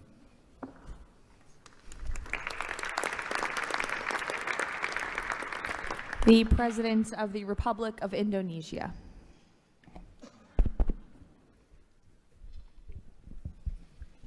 President Trump, distinguished delegates, Indonesia, from the first day that we studied President Trump's 20-point plan, we completely agree and we are fully committed to this plan, and that is why We joined the Board of Peace. We are committed to its success. We know there will be a lot of obstacles, there will be a lot of difficulties, but we are very optimistic. With the leadership of President Trump, this vision of real peace will be achieved. There will be problems, but we will prevail. We will achieve our dream of peace in Palestine, peace, a lasting and peaceful solution for the Palestinian problem and in Gaza. The achievements of the ceasefire is real. We commend this, and therefore we reaffirm our commitment to contribute significant numbers of troops, up to 8,000 or more if necessary. We are prepared to contribute the troops to take part actively in the international stabilization force to make this peace work. Thank you very much.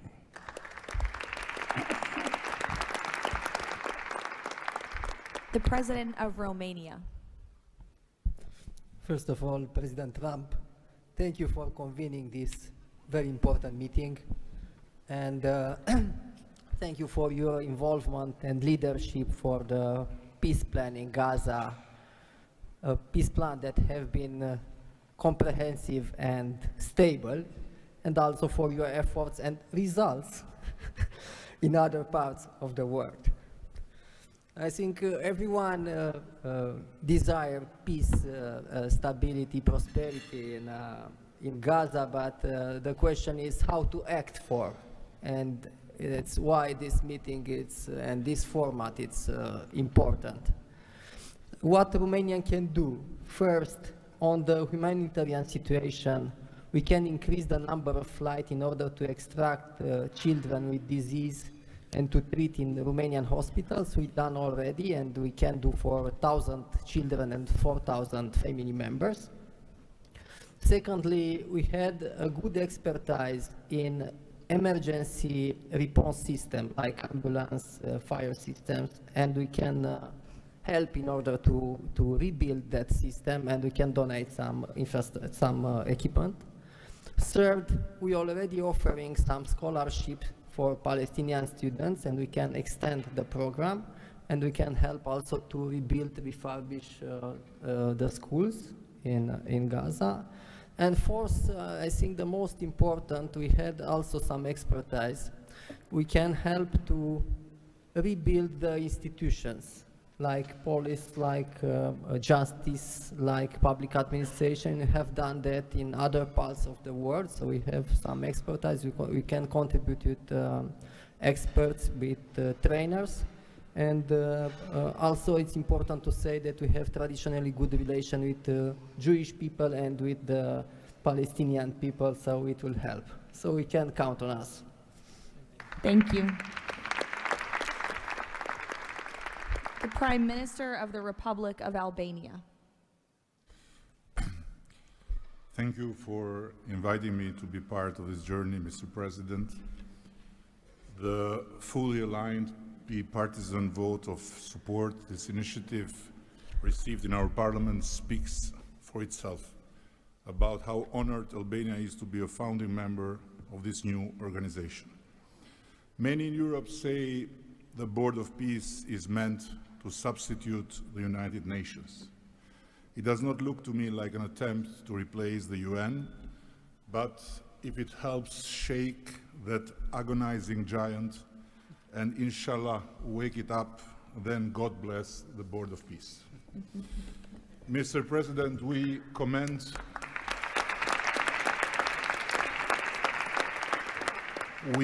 your decisive role in bringing a halt to the heartbreaking conflict in Gaza, and Albania has confirmed its participation in the stabilization force with our troops.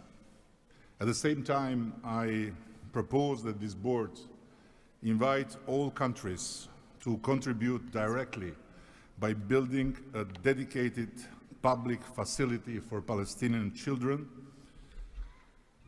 and in doing so, the world would help the children of Gaza who are the most innocent hostages of the lunacy of Hamas,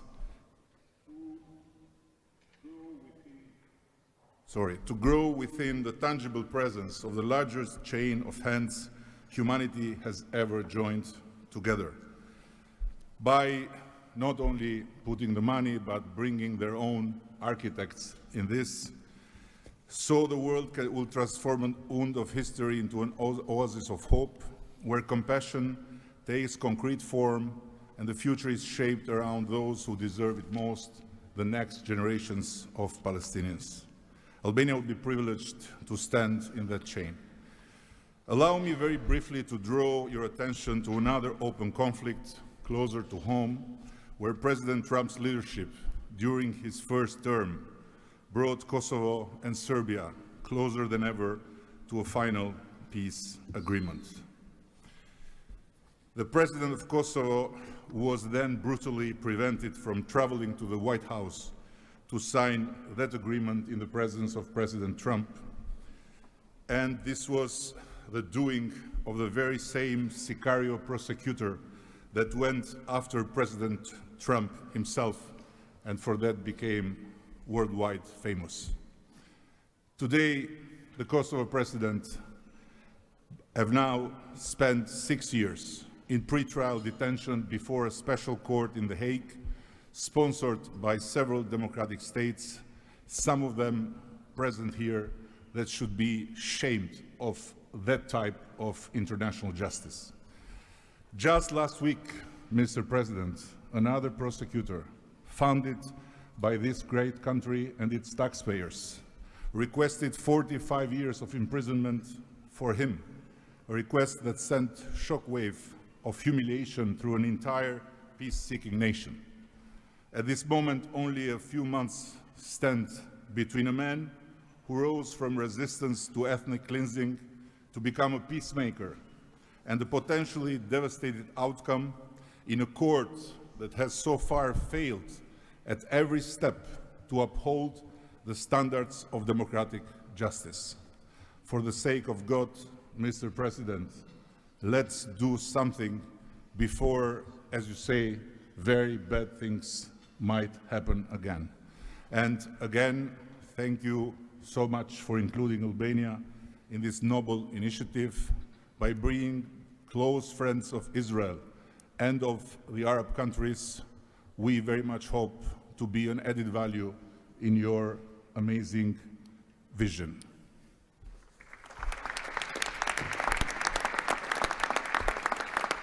Next, the Prime Minister of Egypt.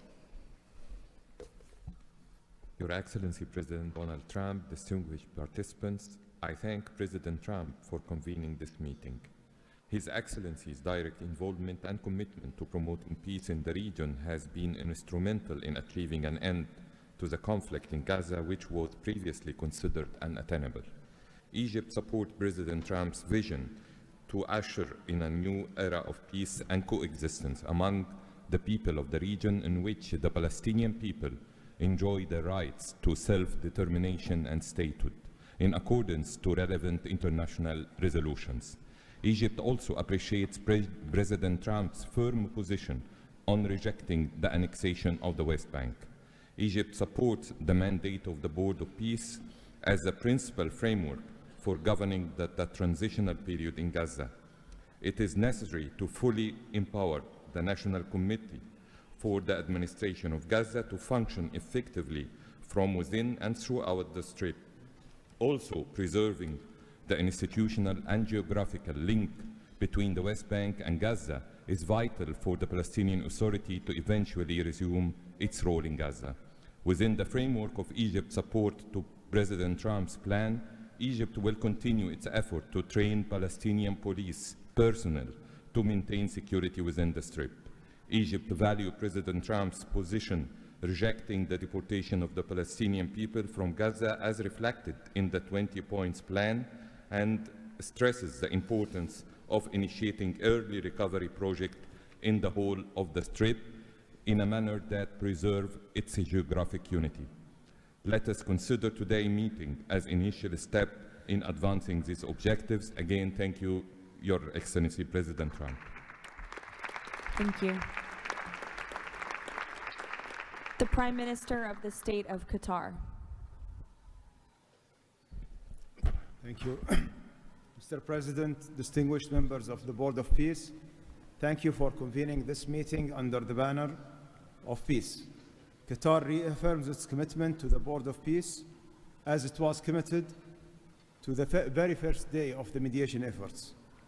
From that day until the end, when we have witnessed in that historical moment in Sharm el-Sheikh the signing of this agreement together with our partners. For decades, this conflict has burdened our region and the world, and our responsibility remains to achieve a just and lasting resolution. The board, under the President Trump leadership, will advance the full implementation of the 20 points plan without delay, ensuring fairness and justice for both Palestinians and Israelis. In this spirit, Qatar pledges $1 billion in support to the board mission aimed at reaching a final resolution that fulfills Palestinian aspiration for the statehood and recognition, and the Israeli aspiration for security and integration. We will also continue our humanitarian coordination together with our UN partners and the Board of Peace. Thank you very much. Thank you. The Deputy Prime Minister and Foreign Minister of the UAE. Mr. President, thank you for gathering us today. I really hope that the beginning of Ramadan will give us all guidance towards peace, coexistence, and living in prosperity with each other. Mr. President, just over 5 years ago, you with your friend, my president, Sheikh Mohammed, and the Prime Minister of Israel launched the Abrahamic Accords. And since then, we've managed not only to work with you, with Israel, towards a better future for the region, but even when October 7th took place, the UAE managed to work with Israel in providing, since the war started, almost $3 billion of assistance to the Palestinian people in Gaza. Today, Mr. President, the UAE announces a further $1.2 billion for supporting Gaza through the Board of Peace, which I'm delighted that I've been working with so many friends like Steve and Jared, Secretary Rubio, who's been so inspiring in so many other ways, on so many other fronts, and looking forward working with him for in the future. And Mr. President, if it wasn't for your support, I think this board would not have been gathered. We would not have had the meeting in New York to end this war, when you gathered 8 leaders of the region to end this war. So, Mr. President, during Ramadan, we pray for your success. Thank you. Thank you. The Minister of Foreign Affairs of the Kingdom of Morocco. Thank you. Mr. President, His Majesty King Mohammed VI welcomes and supports your vision and leadership to foster peace and prosperity around the world, and in particular in the Middle East. Thanks to your peace plan for Gaza, a ceasefire was achieved, a tragic war was ended, lives were saved, and a pragmatic and forward-looking approach to rebuild Gaza was crafted. Today, as a committed founding member of the Board of Peace and upon instructions of His Majesty King Mohammed VI, Morocco is pledging the following in honor of the President Trump's visionary peacemaking. 1, Morocco has already made the first ever financial contribution to the Board of Peace. 2, Morocco is ready to deploy police officers and train policemen from Gaza. 3, Morocco will deploy a high-ranking military officers to ISF Joint Military Command. 4, Morocco will deploy a military field hospital. 5, Morocco is ready to lead a de-radicalization program to fight hate speech and promote tolerance and coexistence. To conclude, allow me, Mr. President, to briefly highlight 4 elements. The conditions set in phase 2 of the 20-point plan should be met for the success of our action. Preserving stability in the West Bank is crucial. The Palestinian ownership is important through legitimate institutions. Lastly, you are, Mr. President, the only leader able to bring peace to the Middle East.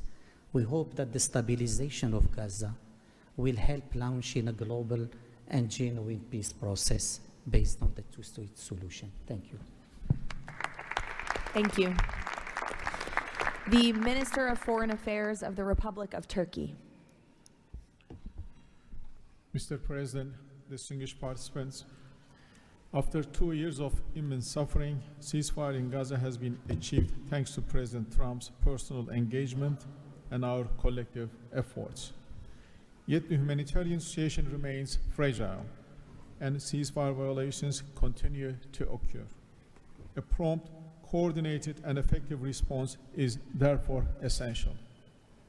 President Erdogan remains fully committed to Gaza's security, stabilization, and recovery. Turkey has already been providing immense amount of humanitarian assistance to Gaza. We can also contribute meaningfully to the rehabilitation of health and education sectors, as well as the training of the police force. In addition, we are prepared to provide troops to the International Stabilization Force. Mr. President, Turkey will continue to support your efforts towards a just and lasting peace. We remain convinced that the foundation of such peace is the two-state solution. Let us work towards that objective for the benefit of all peoples of the region. Thank you.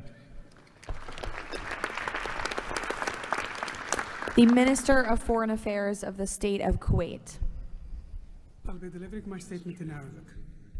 فخامة الرئيس دونالد ترامب رئيس الولايات المتحدة الأمريكية صديقة رئيس مجلس السلام أصحاب الجلالة والفخامة والسمو والمعالي الحضور الكريم السلام عليكم ورحمة الله وبركاته. أود أن أنقل لكم تحيات حضرة صاحب السمو الشيخ مشعل أحمد الجابر الصباح حفظه الله ورعاه أمير دولة الكويت، وتمنيات سموه بالتوفيق والنجاح لأعمال هذا المجلس. كما نتقدم بخالص الشكر لفخامة الرئيس دونالد ترامب على جهودها المقدرة والرامية إلى المساهمة في التوصل إلى إنهاء حالة الصراع بما يؤول نحو إقامة الدولة الفلسطينية المستقلة على حدود 4 من يونيو لعام 1967 وعاصمتها القدس الشرقية وفقا لقرارات الشرعية الدولية بما فيها القرار 2803 ومبادرة السلام العربية. إننا نجدد دعم دولة الكويت المبدئي والثابت والتاريخي للشعب الفلسطيني الشقيق وقضيته العادلة، ولطالما كانت القضية الفلسطينية ودعمها تشكل أحد ركائز السياسة الخارجية الكويتية، الأمر الذي يحتم علينا دعم كافة الجهود والمبادرات الرامية إلى إحلال السلام بما فيها خطة فخامة الرئيس الأمريكي دونالد ترامب ذات النقاط 20، معربين عن أملنا باستمرار نجاح هذا المسار والذي يظل مرهونا بالتكاتف وتضامن المجتمع الدولي. ختاما، مالية بقيمة $1 مليار أمريكي على مدى السنوات القادمة دعما لجهود مجلس السلام وتأكيدا على التزام دولة الكويت الثابت بدعم كل مسعى يهدف إلى رفع المعاناة عن الشعب الفلسطيني الشقيق وتحقيق الأمن والاستقرار في غزة. والسلام عليكم ورحمة الله وبركاته. Thank you. The Minister of State for Foreign Affairs of the Kingdom of Saudi Arabia. Thank you, Mr. President, distinguished members of the board, distinguished guests. It is a pleasure to be here with you as we embark on a journey towards establishing a lasting and just peace in the Middle East, a peace that results in 2 states, Israel and Palestine, living side by side in peace and security, a peace that results in transforming our region from death and destruction to hope and prosperity by integrating the region, bringing together its resources and unleashing its potential. The Kingdom of Saudi Arabia, Mr. President, has been seeking peace and justice in the Middle East for a very long time. In 1981, King Fahd offered the 8-point plan, which was adopted by the Arab world at the summit in Fez, that essentially established or reconfirmed the notion of land for peace. In 2002, Saudi Arabia, the late King Abdullah, launched the Arab Peace Initiative, which was adopted by the Arab world unanimously, as well as by the Islamic world. Today, the custodian of the two holy mosques, King Salman bin Abdulaziz, and His Royal Highness Crown Prince Prime Minister Mohammed bin Salman are working towards realizing a vision for peace and prosperity and security and integration in our region. So, Mr. President, we look forward to working with the Board of Peace to establish this noble objective, and I'm pleased to announce that King Mr. Adveba will pledge $1 billion over the next few years in order to achieve this objective, to work towards alleviating the suffering of our Palestinian brothers and bring them the peace that they and the whole region so desperately desires. So thank you very much and good luck to all of us. Wassalamu alaikum wa rahmatullah. I know there were a few more leaders who wanted to quickly share a few words, so we will go to the President of the Argentine Republic, Milei. Señor Presidente, distinguidos miembros del Board of Peace, la nueva Argentina ha adoptado una posición clara en política exterior. Defendemos de forma inclaudicable el derecho a la vida, la libertad y la propiedad y sus instituciones derivadas, la igualdad ante la ley, la libertad de expresión y el libre comercio. La defensa de esos derechos no es negociable, es un prerequisito para la paz. Pero no todos los actores internacionales juegan con las mismas reglas. Hay quienes rechazan esos derechos, los pisotean y se benefician de lo que los demás respeten. Frente a ellos, la buena voluntad no alcanza. Necesitamos instituciones con voluntad y capacidad de hacer valer las reglas. La paz duradera no se construye sobre consensos que ceden en lo fundamental. Se construye sobre la determinación de defenderlo. Si vis pacem, para bellum. La Argentina participa de este Consejo con la convicción de que la paz exige decisión política y una arquitectura institucional capaz de sostener soluciones reales en el tiempo. El presidente Trump ha predicado con el ejemplo, mediando el acuerdo de paz en Gaza, acuerdo que luego ratificó la resolución 2803 del Consejo de Seguridad de las Naciones Unidas. El Consejo de la Paz nace como expresión de ese liderazgo, con el mandato de ejecutar un plan de pacificación y reconstrucción y los mecanismos para hacerlo, entre ellos una fuerza internacional de estabilización. En esta etapa inicial, Argentina está lista para contribuir. Ponemos a disposición la colaboración de nuestros cascos blancos. Nuestra trayectoria en operaciones de paz es un capital probado que ponemos al servicio de la fuerza de estabilización. Creemos en una diplomacia que asume riesgos para alcanzar la paz. Creemos en el liderazgo que enfrenta desafíos complejos con determinación, como el del presidente Trump. Y creemos que la única paz que vale la pena construir es la que descansa sobre los derechos innegociables del hombre. El Consejo de la Paz ofrece un marco para avanzar en esa dirección. La Argentina lo respalda. Muchas gracias. Thank you. The Prime Minister of Hungary, Mr. Orbán. Dear Mr. President, Excellencies, dear colleagues, first of all, let me express the appreciation of the Hungarian people to President Trump for his tireless peace efforts all around the world.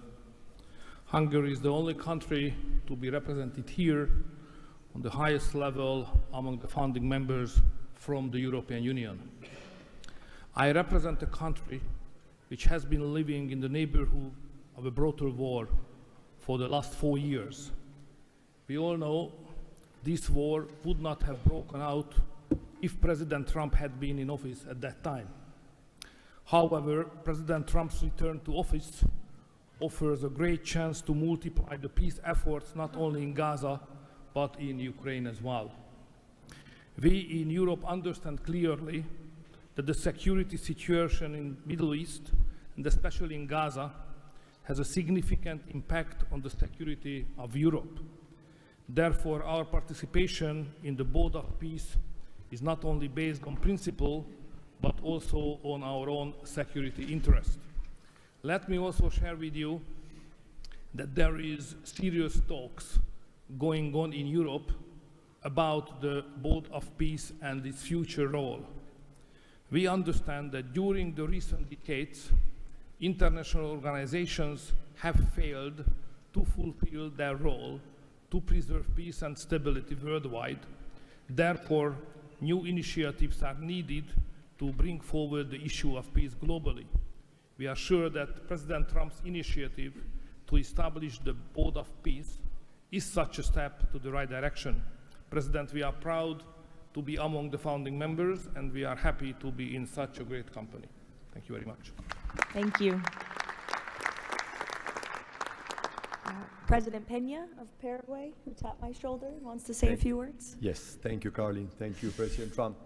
Thank you for bringing hope again, President Trump. I think that of the many things that you have achieved in the last 12 months as President of the U.S., I think the greatest thing, and I'm probably the youngest head of state here, is hope, President.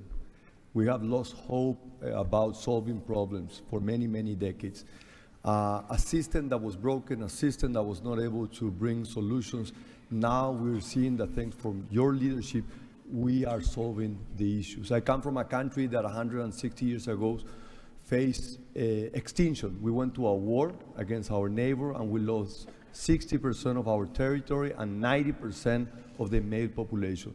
So we know on our own flesh the hardship and all the difficulties of war. That's why Paraguay is so proud to be a founding member of the Board of Peace, and we're here to collaborate. Maybe we are not going to be the country that's going to bring the more money or the more security forces, but I think that there is a lot that all of the countries can bring to the table to solve these issues. Paraguay, together with a handful of countries, have been supporting Israel, and we will continue to do so. But we come here with an open heart to work for peace. And today is Gaza, tomorrow will be another conflict area in the world, but we need to solve each of all these conflicts, and I really appreciate the leadership that you have taken, President. Paraguay stands ready to collaborate next to you. We're going to continue to support the U.S. initiative. Probably the only day that we're not going to be able to support the USA is going to be on June 12th, because Paraguay is going to be facing the U.S. in the World Cup. Thank you very much. Thank you. The Minister of Foreign Affairs of the State of Israel, please. Thank you. President Trump, this is an important day. Your historic actions have proven time and again. You are a leader who takes initiative, forges new paths, and works toward a better future for the entire world.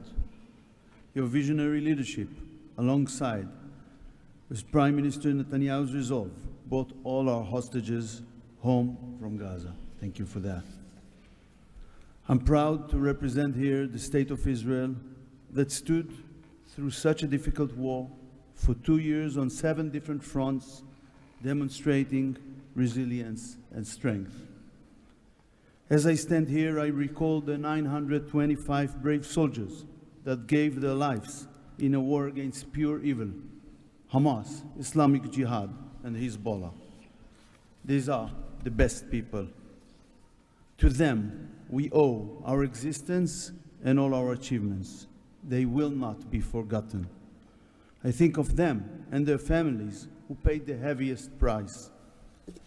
Since Hamas violently took over Gaza in 2007, it built the largest terror state in the world with huge terror infrastructure above and below ground. October 7 was the peak of Hamas' ongoing terror campaign through decades. Hamas raped and murdered women, killed children in front of their parents and parents in front of their children, burned whole families alive. That terrible day will not be forgotten, and we must act to ensure it never repeats itself. Distinguished leaders, our previous plans for Gaza failed because they never addressed the core issues: terror, hate, incitement, and indoctrination. At the heart of President Trump's comprehensive plan are the disarmament of Hamas and Islamic Jihad, demilitarization of Gaza Strip, and de-radicalization of Palestinian society there. It's the first plan to address the root of the problem. We support it and are working and will work toward its success. As Mr. Mladenov emphasized, Hamas must be disarmed. That includes all its weapons, its terror infrastructure, underground tunnel network, and weapons production facilities must all be dismantled. As the plan emphasized, there must be a fundamental de-radicalization process. The infrastructure that indoctrinates Palestinian children to hate and kill Jews in educational and religious institutes should no longer exist. All those are important not only for the Israelis. Gazans have lived under a terror regime for decades. The people of Gaza must be liberated from these terrorists. I want to make this opportunity to wish Muslims around the world Ramadan Kareem. Distinguished leaders, President Trump's visionary leadership creates, for the first time, an opportunity for a better future. On behalf of Israel, I say thank you, Mr. Trump. Thank you for your leadership. Thank you. Lastly, the Prime Minister of Pakistan.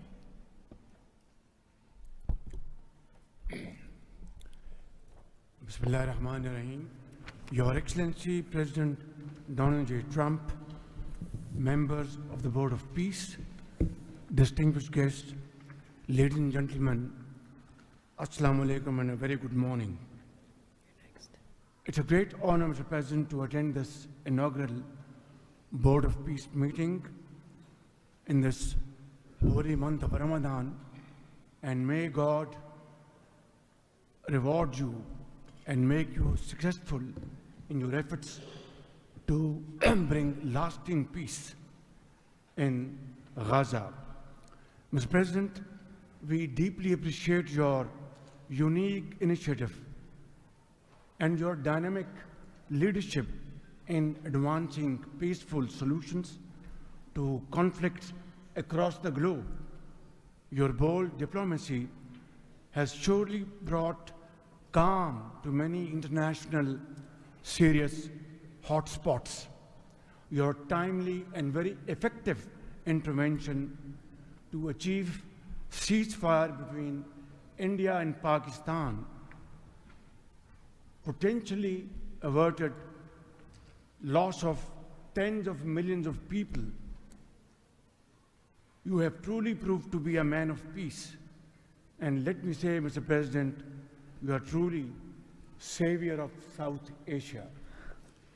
The people of Palestine have long endured illegal occupation and immense suffering. And to achieve long-lasting peace, it is very important that ceasefire violation must end to preserve lives and advance reconstruction efforts. The people of Palestine must exercise full control of their land and their future in line with UN Security Council resolutions. Mr. President, we must work together towards a credible pathway to Palestinian self-determination through the establishment of an independent, sovereign, and contiguous state of Palestine in line with the relevant resolutions.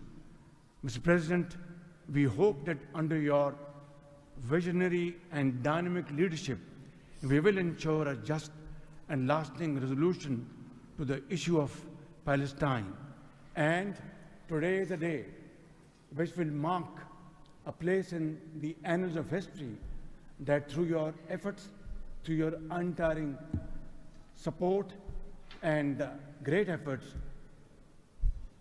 long-lasting peace in Gaza will be achieved, will be your legacy for all time to come. Thank you.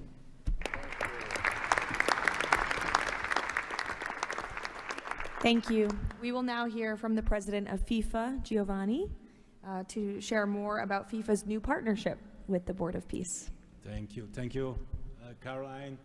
Dear President, distinguished leaders, dear friends, I just have 3 quick points I want to mention now. Football, that's the first point, football, or soccer as it is called, here is the world's universal language. It is spoken by 6 billion people, 6 billion fans who have the same feelings. It's about hope, it's about joy, it's about happiness, it's about coming together, and it's about uniting the world. Mr. President will unite the world here this summer during the World Cup, but if we truly want to unite the world, we need peace, of course.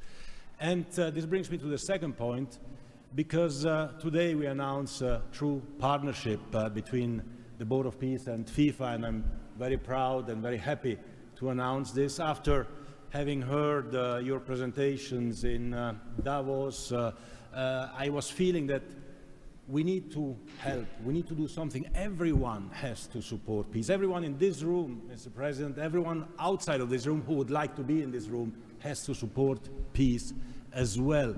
We all have to contribute for this, and that's why FIFA wants to contribute, because we don't have to just rebuild houses or schools or hospital or roads. We also have to rebuild and build people, emotion, hope and trust. And this is what football, my sport, is about. And the third point is that, of course, as you all know, images speak louder and better than words. So we prepared a short video, and you can watch this video. I invite you to look at it carefully.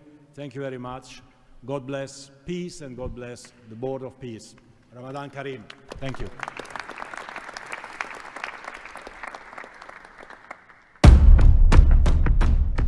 In a world where conflict has silenced playgrounds and broken routines, there is one language that still unites hearts: football.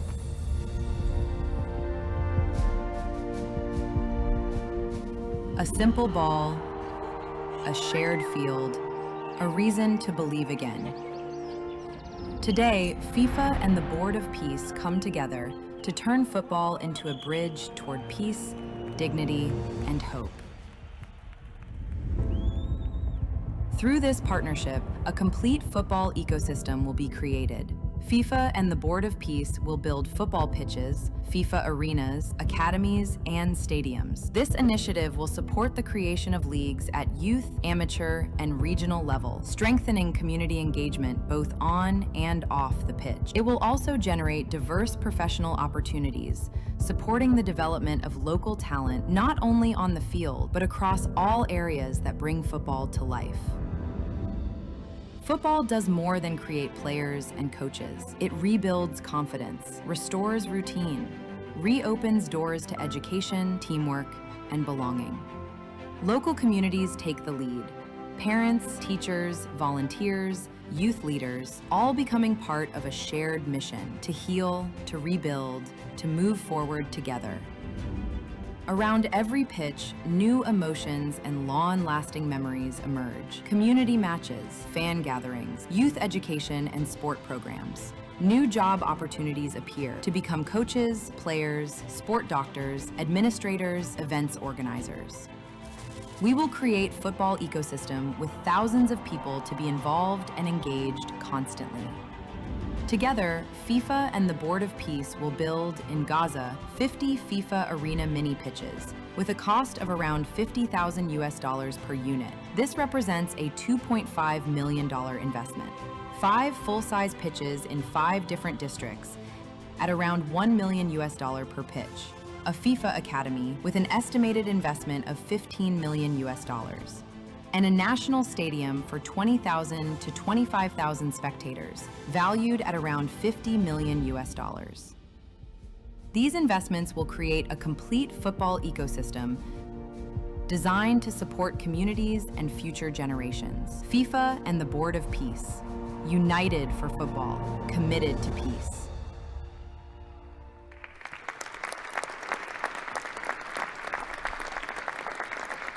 Thank you, Gianni. That's wonderful.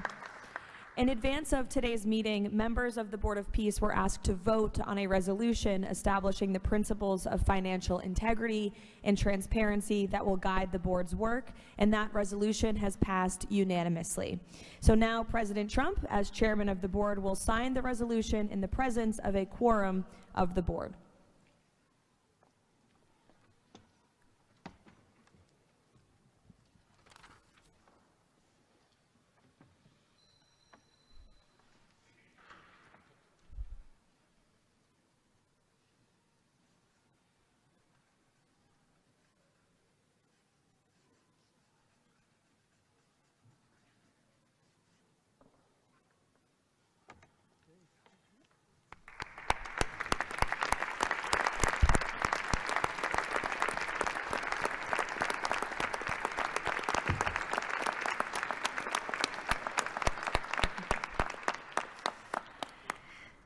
Now, while this is not a fundraiser, the Board of Peace has already inspired remarkable support from so many on this stage. As President Trump announced earlier, total pledges exceed $6.5 billion in relief and rebuilding in Gaza, and thousands of personnel have been committed to help preserve the ceasefire and secure enduring peace. I would like to ask the heads of the following delegations to join President Trump on stage as he signs the fundraising pledges: Albania, Azerbaijan, Bahrain, Egypt, Indonesia, Jordan, Kazakhstan, Kosovo, Kuwait, Morocco, Qatar, Saudi Arabia, the UAE, and Uzbekistan. Please join the President as he signs the fundraising pledges.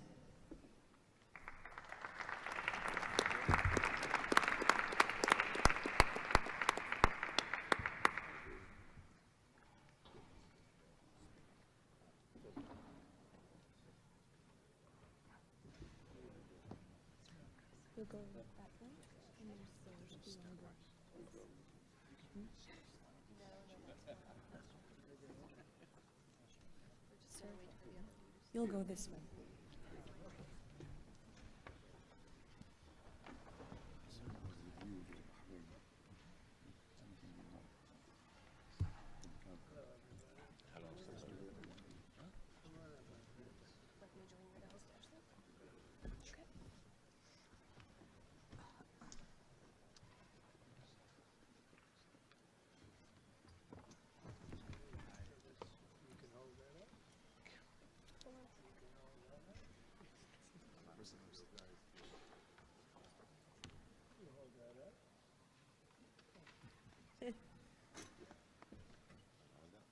Sure.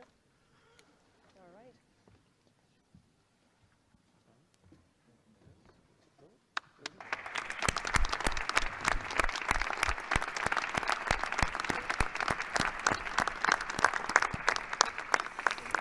Congratulations.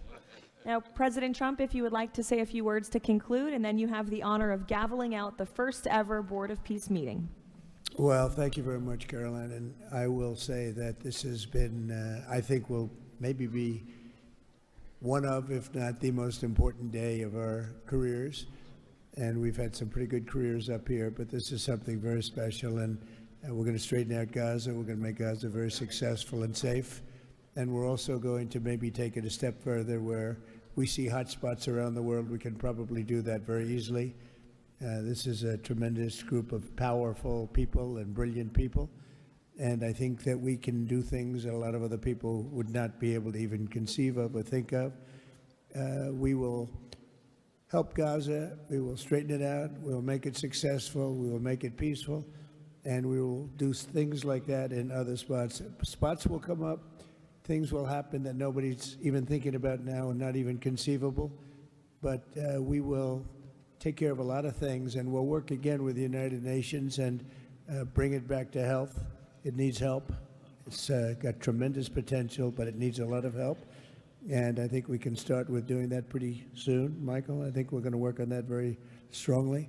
We can fix up even the building physically. I love to see beautiful buildings. I like to see buildings fixed up physically, not look like they are in disrepair. We don't like that. So we're going to do a job with the United Nations. We're going to have some very good people, and you have some very good people there right now, but we're going to put some extra people in, and we're going to have it help us. But most importantly for today, the Board of Peace is going to lead the way in Gaza. We're going to make Gaza an example of success and safety and unity. And it's an honor that you're here. And I want to thank the media for being so respectful. You're really amazing. It's given the Board of Peace the respect it deserves. These are the most powerful people in the world. They're the richest people in the world through their countries.